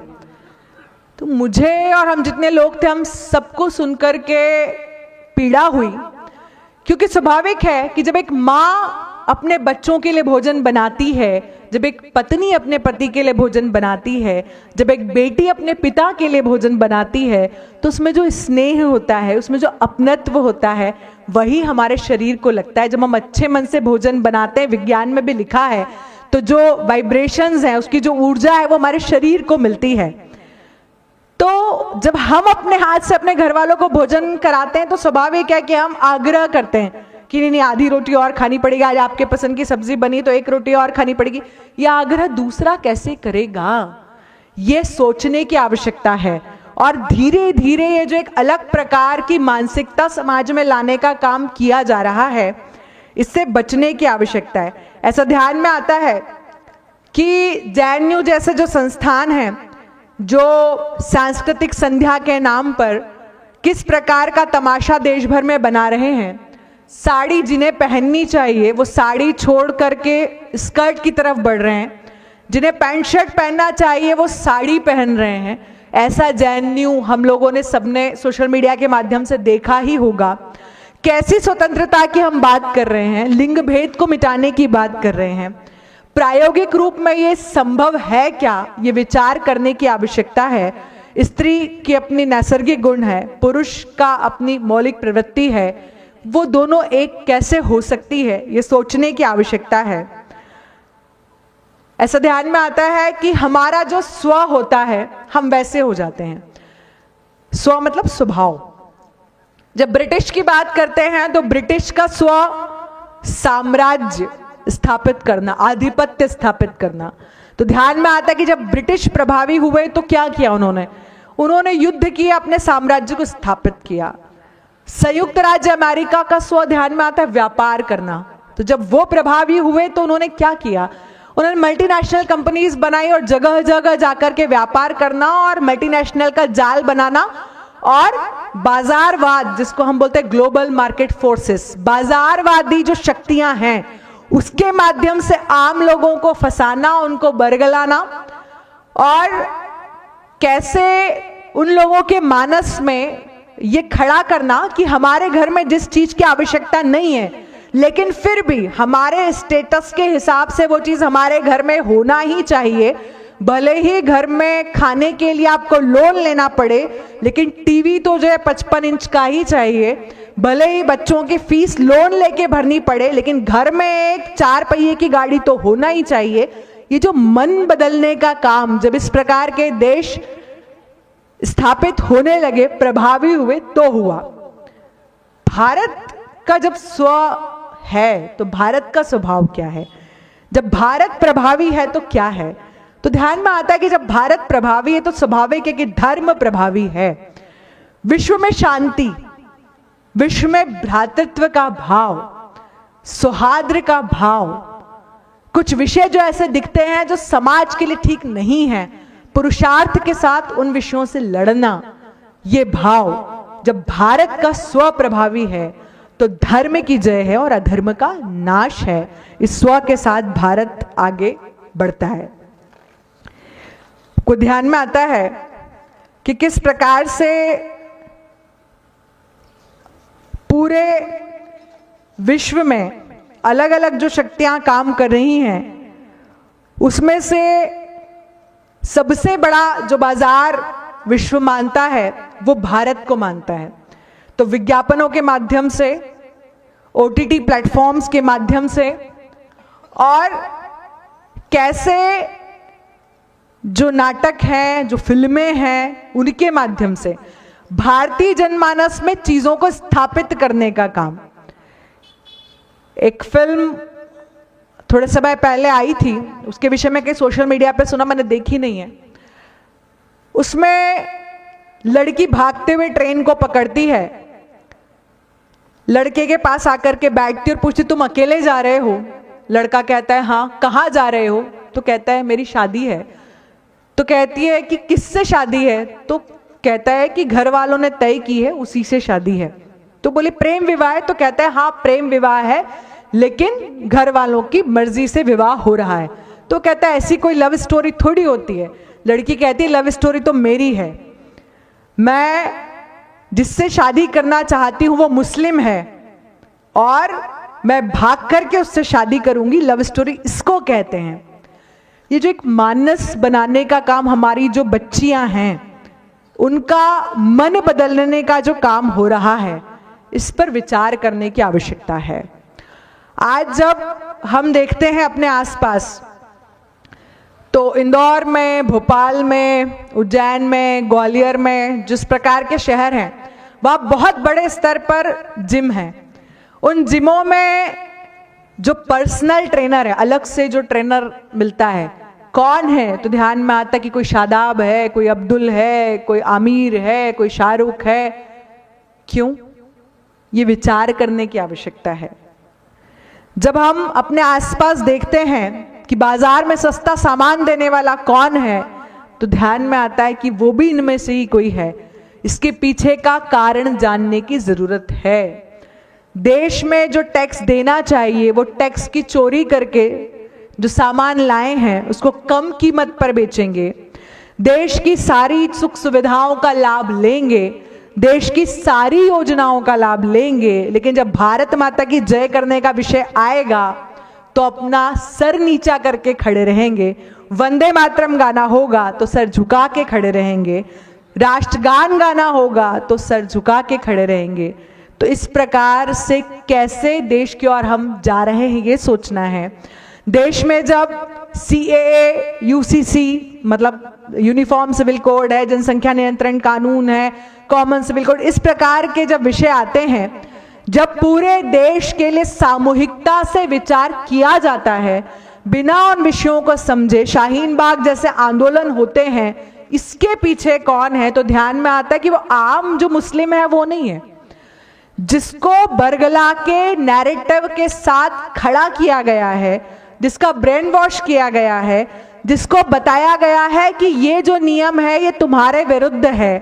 तो ध्यान में आता है कि मैंने जैसा बताया कि ये लोग प्रयास करते हैं कि जो नियम बना उसमें से कोई एक चीज ऐसे निकाली जाए जो समाज के उस वर्ग को आहत कर सकती है, उसको लेकर के और फिर उसका विरोध खड़ा करना। जब विरोध खड़ा होता है तो देश बटा हुआ दिखाई देता है।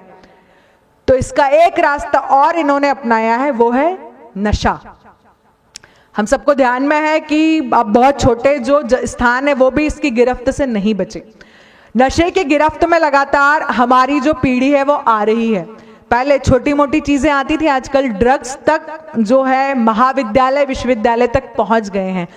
किस प्रकार से धीरे धीरे बच्चों के अवचेतन मन पर असर करना, कैसे उन्हें अपने देश और समाज के प्रति भड़काया जाता है, कैसे उन्हें बताया जाता है कि वो जो कर रहे हैं उनकी जो संस्कृति है वो ठीक नहीं है, नास्तिक अगर वो रहेंगे तो अच्छा है, अपने धर्म के प्रति आग्रही हैं तो वो कट्टर हैं। इस प्रकार की बातें लगातार उनको बताई जाती हैं। ये हमको समझाना पड़ेगा कि कट्टर कौन होता है। हम कट्टर कभी हो ही नहीं सकते, हिंदू कभी कट्टर नहीं हो सकता। वो हमेशा समावेशी संस्कृति के साथ समाज को आगे लेकर के जाने की बात करता है।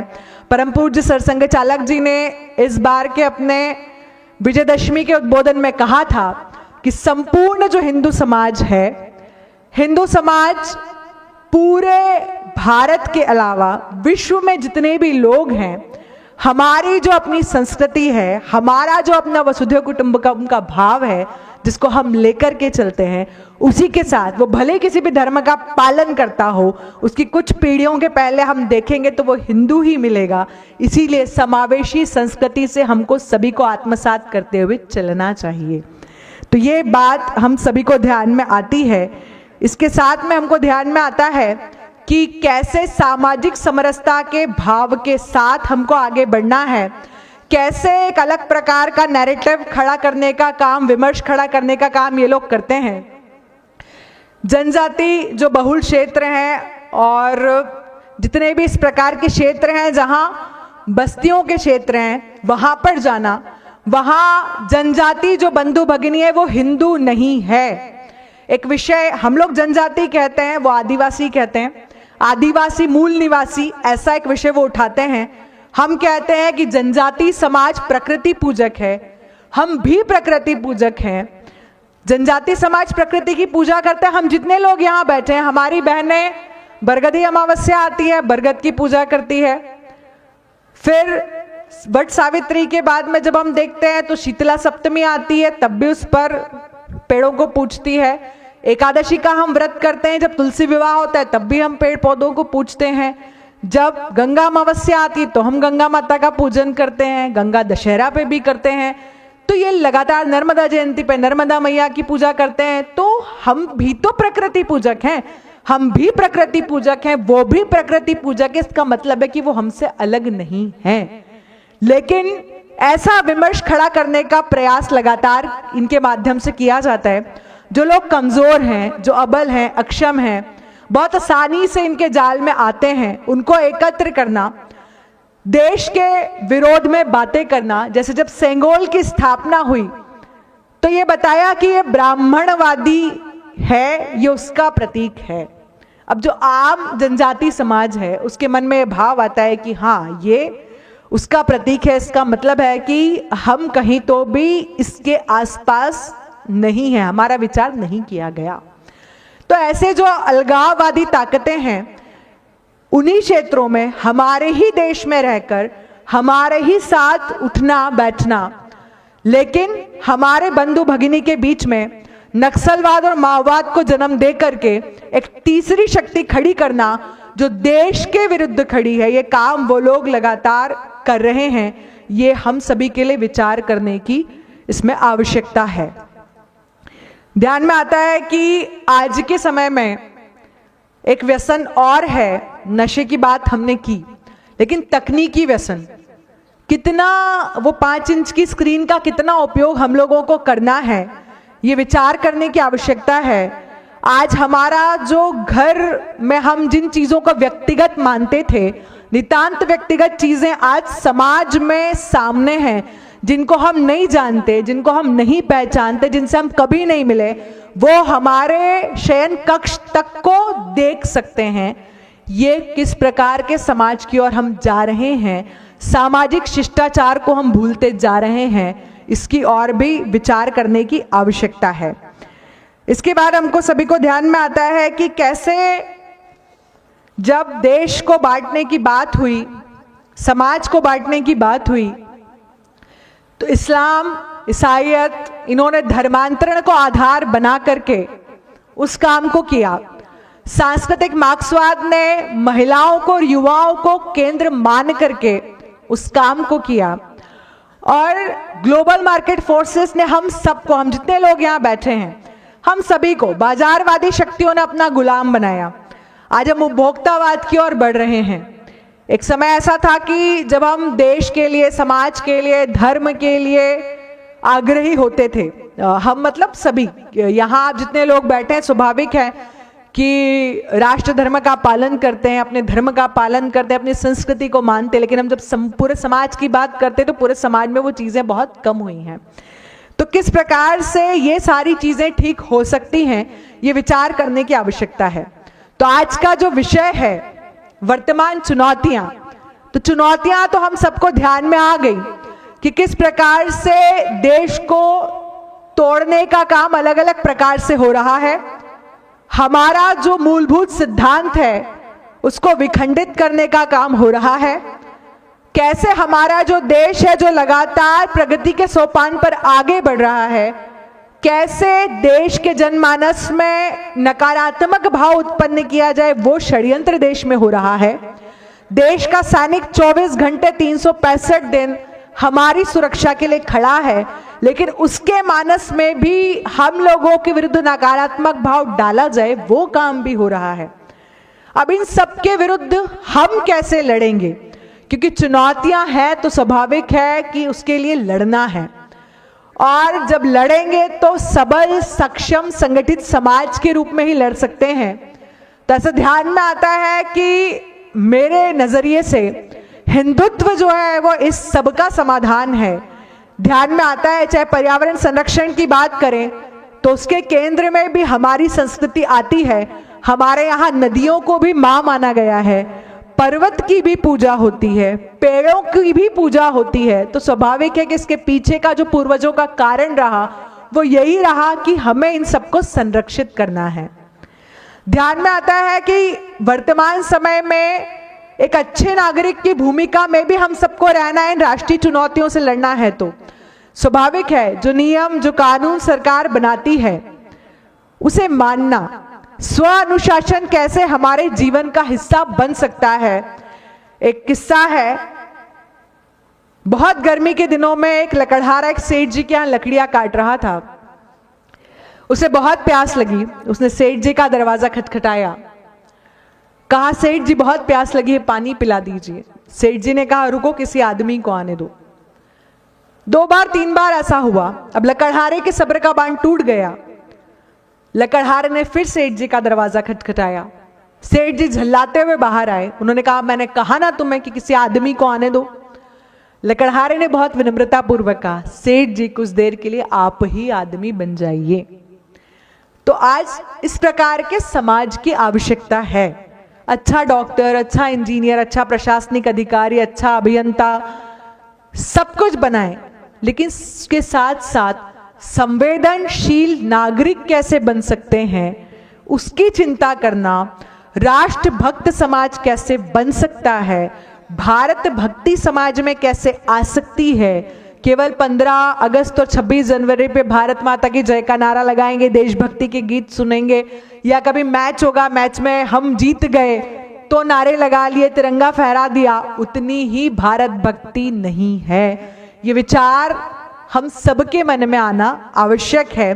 किस प्रकार से देश का आर्थिक विकास, सामाजिक विकास, राजनीतिक विकास, वैज्ञानिक विकास, आध्यात्मिक विकास, समग्र विकास कैसे हो सकता है, उसका चिंतन हम सबको करना होगा। तो हम इन राष्ट्र के विरुद्ध जो शक्तियां खड़ी हैं उससे हम लड़ सकते हैं। अभी जो समय चल रहा है ये स्वाधीनता का अमृत काल है। हम 2047 के भारत की कल्पना में भारत को दिग्विजयी भारत के रूप में देखते हैं। हम मां भारती को परम वैभव पर स्थापित देखते हैं। उसके लिए हमें क्या करना होगा तो ध्यान में आता है, जैसा मैंने शुरू में कहा था कि जैसा हमारा स्व होता है वैसा ही राष्ट्र का स्व होता है। तो स्वाभाविक है हमारे यहाँ व्यक्ति से समष्टि तक जाने की हमारी कल्पना है। व्यक्ति का विकास, परिवार का विकास, समाज का विकास, राष्ट्र का विकास, ऐसी हमारी कल्पना है। तो स्वाभाविक है कि जब विकास की बात होती है तो केवल भौगोलिक तौर पर, तकनीकी तौर पर हम उसको आंकते हैं, लेकिन जब हम निर्माण की बात करते हैं तो ध्यान में आता है कि केवल भौगोलिक विकास नहीं, सांस्कृतिक विकास कैसे हो सकता है उसके विषय में सोचना होगा। तो सबसे पहले ये जो काल है इसमें हम जितने लोग यहाँ बैठे हैं, हम सबकी जिम्मेदारी है कि कैसे स्व का जागरण हो। तो क्योंकि आज विश्व हिंदी दिवस है इसलिए स्व भाषा से ही बात करते हैं। स्वाभाविक है हमारे यहाँ कहा जाता है माँ, मातृभाषा और मातृभूमि, इसका कोई विकल्प नहीं है।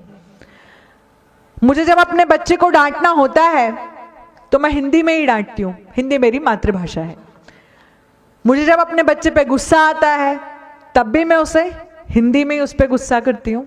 और मुझे लगता है आप सब भी जो भी भाषा बोलते होंगे, कोई मालवी बोलता होगा, कोई निमाड़ी बोलता होगा, कोई मारवाड़ी बोलता होगा, शायद कुछ लोग पंजाबी, सिंधी, गुजराती ऐसा भी कुछ बोलने वाले होंगे। तो हम जो भाषा बोलते हैं उसका सीधा प्रभाव हमारे व्यक्तित्व पर पड़ता है। हमारे यहाँ जितने भी रिश्ते हैं, हमारे आसपास जितने भी लोग रहते हैं, तो मुझे ऐसा ध्यान में है कि हम चाची, मौसी, दादी, बुआ, मतलब हमारी जो बुआ है वो तो बुआ ही है, पर पास में जो रहती है वो भी बुआ है। तो ये जो एक भाव समाज में व्यक्ति को व्यक्ति से जोड़ने का है तो वो स्वभाषा से आता है। तो गुलामी का जो समय है या पराधीनता का जो समय वो तो चला गया, लेकिन एक और जो मानसिक गुलामी है मुझे लगता है वो हमारे साथ चली आ रही है। ऐसी एक सामान्य स्थान पे हमारे प्रांत कार्यवाह जी ने पूछा कि आपके यहाँ कितने बच्चे सेवफल खाते हैं, तो 3-4 लोगों ने हाथ ऊपर किया। उन्होंने पूछा आपके घर में कितने बच्चे एप्पल खाते हैं, सारे लोगों ने हाथ ऊपर किया। तो ये किस प्रकार के समाज की ओर हम जा रहे हैं जिसको 49, 59, 69 में अंतर ही नहीं मालूम है। तो सबसे पहले मातृभाषा पे गर्व करना और परिवार में मातृभाषा का आग्रह करना, तो मुझे लगता है कि स्वराज्य शिव राज्याभिषेक के 350वें वर्ष में और स्वाधीनता के समृद्ध काल के समय में आज जो हम संकल्प यहाँ से लेकर के जाएंगे वो संकल्प अवश्य ही पूरा करेंगे, क्योंकि हमारे यहाँ कहा गया है रघुकुल रीत सदा चली आई, प्राण जाए पर वचन न जाई। तो पहला आग्रह है स्वभाषा का। दूसरा आग्रह स्वभूषा। हमारी जो वेशभूषा है, हो सकता है कि जो अमेरिका में रहता हो ठंड के कारण उसको सूट बूट पहनना है, टाई लगाना है, ये उसके लिए आवश्यक है। लेकिन हम देखते हैं कि हमारे यहाँ जैसे आपके यहाँ पास में, आपके गांव में, या फिर हम थोड़ा इधर खंडवा, खरगोन, बड़वानी, बुरहानपुर उधर चले जाएं, ग्वालियर, चंबल में चले जाएं, भरी गर्मी में दोपहर 12 बजे बारात निकल रही है और दूल्हा बिल्कुल टाई ऐसे करते हुए पसीने से तर बतर घोड़ी पे बैठा हुआ निकलता है। इसकी आवश्यकता है क्या, कि विचार करने की जरूरत है। हमारी बेटियां, हमारे बच्चे जीन्स पहनते हैं, हो सकता है फैशन का हिस्सा है, लेकिन विमर्श क्या है, फटी हुई जीन्स क्यों पहनना, ये कौन सा फैशन है। तो मुझे लगता है कि इसमें सबसे बड़ी भूमिका मातृशक्ति की है। अगर मैं अपने बच्चे को एक बार जोर से डांट दूं तो मुझे पूरा विश्वास है कि दूसरी बार डांटने का अवसर मुझे नहीं मिलता। तो हर माँ इतनी ताकतवर होती है कि अगर बच्चा गलती कर रहा है तो अगर वो जोर से बोल दे और हम पैर पीछे कर लें तो हमारे मातृत्व में कुछ कमी है। इस बात का बुरा नहीं मानना चाहिए। हमारी डांट में दम होना चाहिए। आप डांटेंगे तो जब आप दुलार करेंगे तो दोनों चीजों के साथ हमने जो सोचा है वो पूरा होगा। तो स्वभूषा का जो आग्रह है, हमारी जो भी वेशभूषा है, हम उस वेशभूषा का आग्रह करके घर में, परिवार में उसका पालन करें। तीसरा, स्वशिक्षा। स्वाभाविक है, अभी तक जो शिक्षा पद्धति थी, मैकाले ने लिखा है, लिखित में दर्ज है कि भारत को अब अगर गुलाम बनाना है तो वहां व्यापार करने जाएंगे, युद्ध करेंगे तो वो गुलाम नहीं बन सकता, क्योंकि भारत वर्ष जो है वो जागृत हो चुका है। गुलाम बनाना है तो शिक्षा ही एक ऐसा माध्यम है कि शिक्षा को उस आधार पे ला करके भारत में क्लर्क पैदा किए जाए, वो अपने आप गुलाम हो जाएंगे, ऐसा मैकाले ने लिखा है। तो हम हमारी जो शिक्षा पद्धति है कैसे उसके आग्रही हो सकते हैं। तो हमको ध्यान में आया कि राष्ट्रीय शिक्षा नीति जरूर आई है, लेकिन लागू कैसे हो पाएगी वो विषय है। अभी अप्रैल 2022 में हमारे मध्य प्रदेश में पूरे देश भर में पहली बार चिकित्सा शिक्षा हिंदी में और उसके बाद तकनीकी शिक्षा हिंदी में, ऐसी 2 चीजें हुई। पर ध्यान में आया कि उसमें प्रवेश करने वाले बच्चों की संख्या बिल्कुल न के बराबर है। तो शासन और प्रशासन कोई भी नियम बना सकता है, कोई कानून बना सकता है, लेकिन उसका पालन करना ये मेरे और आपके जैसे जो लोग हैं ये हम लोग ही कर सकते हैं और हमारे आधार पर ही होगा। तो हमारी जो शिक्षा पद्धति थी जिसमें हमको पढ़ाया गया कि शिवाजी पहाड़ी चूहे थे, भगत सिंह आतंकवादी थे, वहां से एनसीईआरटी की पुस्तकों में से उससे बाहर निकाल करके मुगलों का जो इतिहास है उसको नहीं पढ़ाएंगे। महाराणा प्रताप, छत्रपति शिवाजी, महारानी लक्ष्मीबाई, माता अहिल्याबाई, रानी चेन्नम्मा, अवंतीबाई, इनका इतिहास हमको पढ़ने को मिले। साथ में वो बच्चे जो 25 दिसंबर को लाल टोपी और लाल कपड़े पहन के उसके आगे पीछे स्कूल में जाते थे, कैसे उन बच्चों को बताया जाए कि 26 दिसंबर वीर बाल दिवस है, जिस दिन हमारे घर में जितने छोटे बच्चे रहते हैं ना, जो 5 इंच के स्क्रीन में ऊपर नीचे में लगे रहते हैं, उतने छोटे बच्चे फतेह सिंह और जोरावर सिंह, जो गुरु गोविंद सिंह जी के दोनों बेटे 6 वर्ष और 8 वर्ष के, उनको दीवार में चुनवाया गया था। और बड़ा भाई इसलिए रो रहा था क्योंकि वो पैदा अपने छोटे भाई से पहले हुआ था, परंतु उसकी ऊंचाई ज्यादा होने के कारण छोटा भाई दीवार में पहले चुनवा दिया गया था और देश के लिए और धर्म के लिए पहले बलिदानी हो गया था, इसलिए बड़ा भाई रो रहा था। ये जो बातें हैं ये हमारी जो शिक्षा पद्धति है उसमें सम्मिलित की जा रही है। अब ये हम सबको सोचना होगा कि हम आग्रही होकर के कैसे अपने बच्चों को मातृभाषा में शिक्षा पर जोर दें, स्वभाषा में शिक्षा पर जोर दें, स्वशिक्षा पर जोर दें। अगला, स्वधर्म। स्वाभाविक है कि धर्मो रक्षति रक्षितः, हम धर्म की रक्षा करेंगे, धर्म हमारी रक्षा करेगा। जब जब देश से धर्म समाप्त होता दिखा है तो ध्यान में आया है कि देश भी पतन की ओर गया है। आज हम सबको आग्रह करना होगा कि हमारे बच्चे तिलक क्यों नहीं लगाएंगे, बेटियां बिंदी क्यों नहीं लगाएंगी, हाथ में कलावा क्यों नहीं बांधेंगे, जनेऊ क्यों नहीं पहनेंगे, हम ऐसा अपने घर परिवारों को क्यों नहीं दिखाएंगे, घर के बाहर स्वस्तिक क्यों नहीं होगा। आजकल पहले तो वेलकम सुस्वागतम लिखा होता था, फिर वेलकम आए, आजकल लिखा होता है कुत्तों से सावधान। तो ये किस संस्कृति की तरफ हम जा रहे हैं, ये विचार करने की आवश्यकता है। हमारा जो धर्म है अपनी संस्कृति, संस्कार, परंपरा को साथ में लेकर के सामाजिक समरसता के आधार पर अपने धर्म के साथ संपूर्ण समाज को भ्रातृत्व भाव से देखकर सब व्यवहार करना, ये हमारा धर्म है जिसका आग्रही हमें होना चाहिए और अपने बच्चों को बनाना चाहिए। अगला आग्रह है स्वदेशी। हम सभी का उसका आग्रह है ही, पर मातृशक्ति के लिए कुछ ज़्यादा है, क्योंकि हम ही तय करते हैं कि घर में क्या आएगा, कितना आएगा, कौन से ब्रांड का आएगा, कहाँ से आएगा। तो ये चिंता अगर किसी को करनी है तो हमको करनी है कि हमारे आसपास जो छोटी दुकानें हैं, हमारे आसपास जो छोटे व्यापारी हैं, जो सामान हमारे यहाँ बन रहा है, कैसे हम उस सामान का उपयोग करें। आज हमारे देश के लिए गर्व की बात है कि कोरोना के समय में जब हमको पीपी किट नहीं मिली, हमने बनाना शुरू की। हमें फार्मास्यूटिकल के बेसिक जो सामान होते हैं, कैटलिस्ट होते हैं, वो नहीं मिले, हमने फार्मास्यूटिकल इंडस्ट्री में कदम रख दिया और हमने उसमें काम करना शुरू किया। हमने सेमीकंडक्टर बनाना चालू कर दिया। हमने वो जो मेट्रो के और बीआरटीएस पे जो लगने वाले जो दरवाजे होते हैं, वो हमने बनाना चालू कर दिए। वो सारे साधन संसाधन जिसके लिए हम विश्व की तरफ देखते थे, आज गर्व से हम कह सकते हैं कि हमने मेक इन भारत, भारत में उनको बनाना शुरू किया। भारत में बन तो रहा है, पर हम भारत में खरीदें, इसकी चिंता हमको करना चाहिए। वो एक पोस्टर मुझे लगता है आप सबको तुरंत याद आ जाएगा, जिसमें हम एक चीनी सामान खरीद रहे हैं, उसका पैसा आ रहा है, पाकिस्तान में जा रहा है, पाकिस्तानी सैनिक बंदूक ले रहा है और बंदूक से भारत के सैनिक को मार रहा है। सबको याद आ गया होगा जब हमने चीनी सामान का बहिष्कार किया था। तो स्वदेशी का आग्रह हमारे घर, हमारे परिवार, हमारे प्रतिष्ठानों पर हो, इसकी चिंता हम सभी को करनी है। अगला है स्वजन। मुझे बहुत अच्छे से ध्यान है, जब हम छोटे थे तो आजकल तो जीपीएस होता है मोबाइल में, मुझे आदरणीय वैभव भैया ने जीपीएस की लोकेशन भेजी थी, उसी से मैं यहाँ आई। तो पहले तो जीपीएस नहीं हुआ करता था और हमारे जो गली मोहल्ले के बड़े बुजुर्ग हैं, गली मोहल्ले के भैया दीदी हैं, वही जीपीएस होते थे।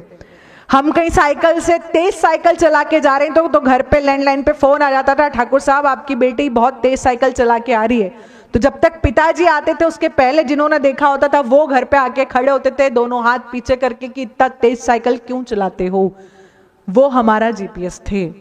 हम कहीं किसी चौराहे पे खड़े होते थे तो कोई माता जी निकल रही है, वो अपने साथ उस चौराहे से हमको घर तक वापस लेकर के जाती थी कि चौराहे पे नहीं खड़ो ना, घर चलो। तो स्वजन जीवन में बहुत आवश्यक है। कब हम लोग बड़े हो गए, मुझे लगता है यहाँ जो भी उस उम्र के लोग हैं जिन्होंने वो अपनत्व अपने अड़ोस पड़ोस में देखा है, उन्हें ध्यान में होगा कि किसी एक घर में कुछ बनता था तो पास में खुशबू जाए उसके पहले वो सामान उसके घर तक चला जाता था। कई बार अपने अड़ोसी पड़ोसियों के लिए ही हम घर में कुछ बना लेते थे क्योंकि पास वाले को पसंद है, उनका खाली बर्तन नहीं देंगे तो उनको पसंद है, इसलिए उनको बना करके देना है। पास में कोई शादी है तो पूरा मोहल्ला लग करके उस शादी की तैयारी करता था। आजकल हम रिसोर्ट में जाके शादी की तैयारी करते हैं बहुत दूर, ताकि जो आसपास के लोग हैं उनको कम बुलाना पड़े। तो किस प्रकार से स्वजन से हम दूर होते जा रहे हैं।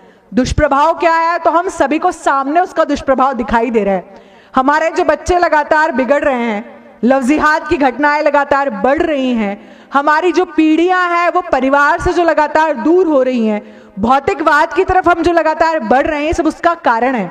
एक और उदाहरण हाल ही का, एक स्वयंसेवक के घर जाना हुआ, 4-5 वर्ष बाद जाना हुआ। मैंने पूछा कि भाई बालक कहाँ पर है, तो उन्होंने कहा कि दीदी वो तो उसका कंप्यूटर क्लास का समय होता है तो इसलिए वो अभी नहीं मिलेगा। तो मैंने कहा ठीक है। 3-4 दिन बाद वापस राम मंदिर के निमित्त एक दिन यात्रा में जाना हुआ था, 4 दिन बाद अक्षत लेकर के जाना था। फिर पूछा तो उसकी माताजी ने कहा कि दीदी वो तो इतनी बजे स्पोर्ट्स खेल करके आता है तो हम उसको इस समय डिस्टर्ब नहीं करते। उस समय मेरे मन में आया कि जब हम लोग छोटे थे, और आप में से कई लोगों को स्मरण आएगा कि माताजी पिताजी घर के बाहर जाते थे, कभी घर में ताला लगा के नहीं जाते थे, बोल के जाते थे। कोई भी आता था हम घर में बिठाते थे, पानी पिलाते थे, अखबार सामने रखते थे, बातचीत करते थे। जब तक माताजी पिताजी नहीं आते थे वहीं हाथ बांध करके बैठे रहते थे पूरे समय। लेकिन आज जो हो रहा है, मुझे लगता है उसके दोषी बच्चे कम हैं, हम ज्यादा हैं। तो ये विचार करने की आवश्यकता है कि कैसे स्वजन का जो आग्रह है वो हमारी ओर से बढ़ना चाहिए। तो स्वजन का आग्रह बढ़ने के साथ साथ वो जो डिंग फैमिली है जिसकी हमने बात की थी, डबल इनकम नो किड्स, वो भी समाप्त होना चाहिए ताकि बच्चों को मौसी भी मिल सके, मामा भी मिल सके, चाचा भी मिल सके और बुआ भी मिल सके। तो इसकी चिंता अगर किसी को करनी है समाज में तो हमको ही करनी है। अगली बात आती है स्व खान पान। तो इसमें भी बहनों से थोड़ा सा आग्रह ज़्यादा है।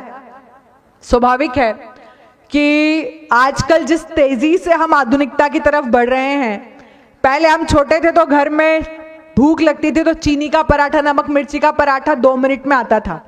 आजकल बच्चों के सामने 2 मिनट में वो चीज़ें आती हैं जिसके बारे में हम बहुत अच्छे से जानती है कि अगर लगातार खाया तो आंत खराब हो जाएगी, लेकिन उसके बाद भी अपने जिगर का टुकड़ा जिसको कहती है उसको 2 मिनट की Maggi, noodle, pasta, pizza, burger ये बना करके ला करके देती है। नहीं तो आजकल ऑनलाइन स्विगी, जोमैटो के माध्यम से आता है। तो ये विचार करना चाहिए कि कोरोना जैसे कठिन समय में जब पूरा विश्व भारत की ओर देख रहा था कि भारत के मसाले, भारत का आयुर्वेद, भारत का योग, भारत की लोगों की जो दिनचर्या है वह बहुत अच्छी है, इसीलिए भारत के लोग हमसे ज़्यादा स्वस्थ हैं, इसीलिए मृत्यु का आंकड़ा अन्य देशों की अपेक्षा हमारे यहाँ बहुत कम रहा और हम लगातार पाश्चात्य की तरफ बढ़ रहे हैं, ये सोचने की आवश्यकता है। आखिरी है स्वावलंबन। स्वाभाविक है कि हमें नौकरी करने वाला नहीं बनना है, हमें नौकरी देने वाला या फिर किस प्रकार से व्यवसाय करके अन्य हाथों को काम दे वो बनना है। तो उस तरफ प्रयास करें। और ये एक सुखद ध्यान में आता है कि कोरोना के समय से ही हर गली मोहल्ले में घरों के बाहर लिखा होता है कि यहाँ सिलाई, कढ़ाई, बुनाई की जाती है, मेहंदी लगाई जाती है। इसका मतलब है कि देश की आर्थिक स्थिति को समृद्ध करने में दोनों जो पहिए हैं वो एक जैसा काम कर रहे हैं। तो मुझे लगता है कि ये पूरा जो विषय है वो हम सबके ध्यान में आया है कि देश के समक्ष वर्तमान में कौन सी चुनौतियां हैं। तो और समाधान की जब बात आती है तो एक ही समाधान है, स्व का जागरण। स्व का जागरण हो जाएगा तो समाधान हो जाएगा।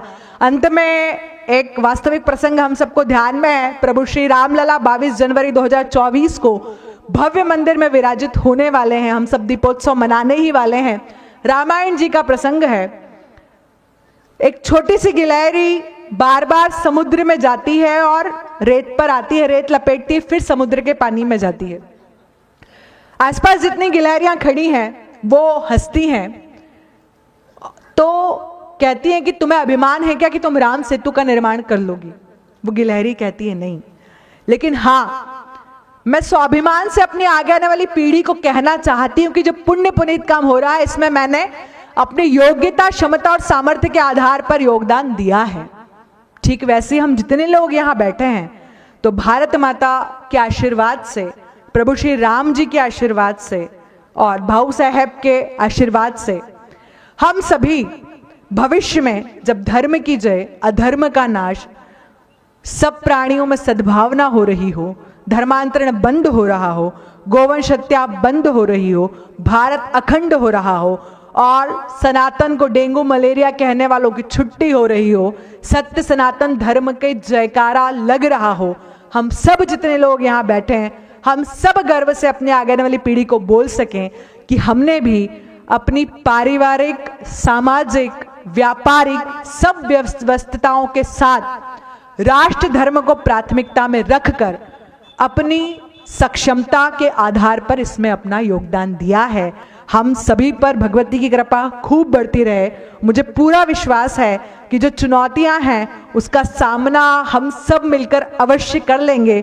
चुनौतियां हैं, जैसा मैंने कहा कि भारतीय समाज उससे निपट करके आगे निकल जाता है। तो भगवती के आशीर्वाद से 2047 के विश्व विजयी भारत में हम भी स्वाभिमान के साथ खड़े हों, अपनी विरासत पर गर्व करके खड़े हों, अच्छे नागरिक की भूमिका के साथ खड़े हों। जय भारत, जय हिंद।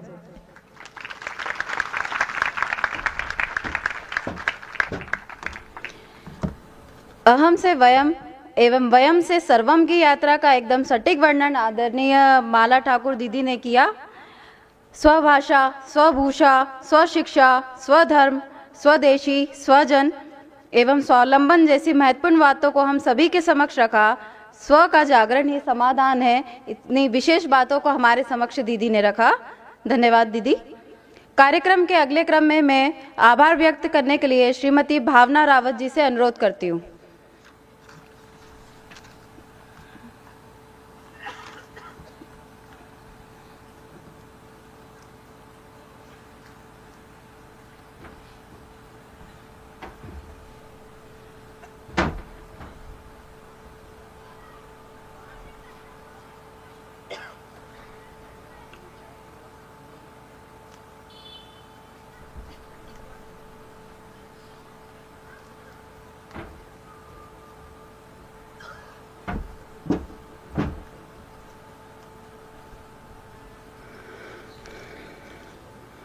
नमस्कार।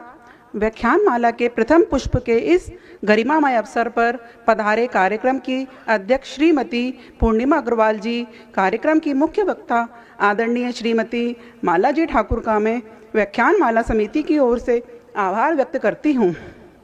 साथ ही कार्यक्रम में पधारे समस्त श्रोताओं का भी मैं आभार व्यक्त करती हूँ कि आपने अपना बहुमूल्य समय निकालकर इस कार्यक्रम को शांतिपूर्वक सुना। धन्यवाद। कुछ सूचनाएं हैं। कल 11 जनवरी दिन गुरुवार द्वितीय एवं अंतिम दिवस का व्याख्यान शिवाजी और सुराज इस विषय पर रहेगा।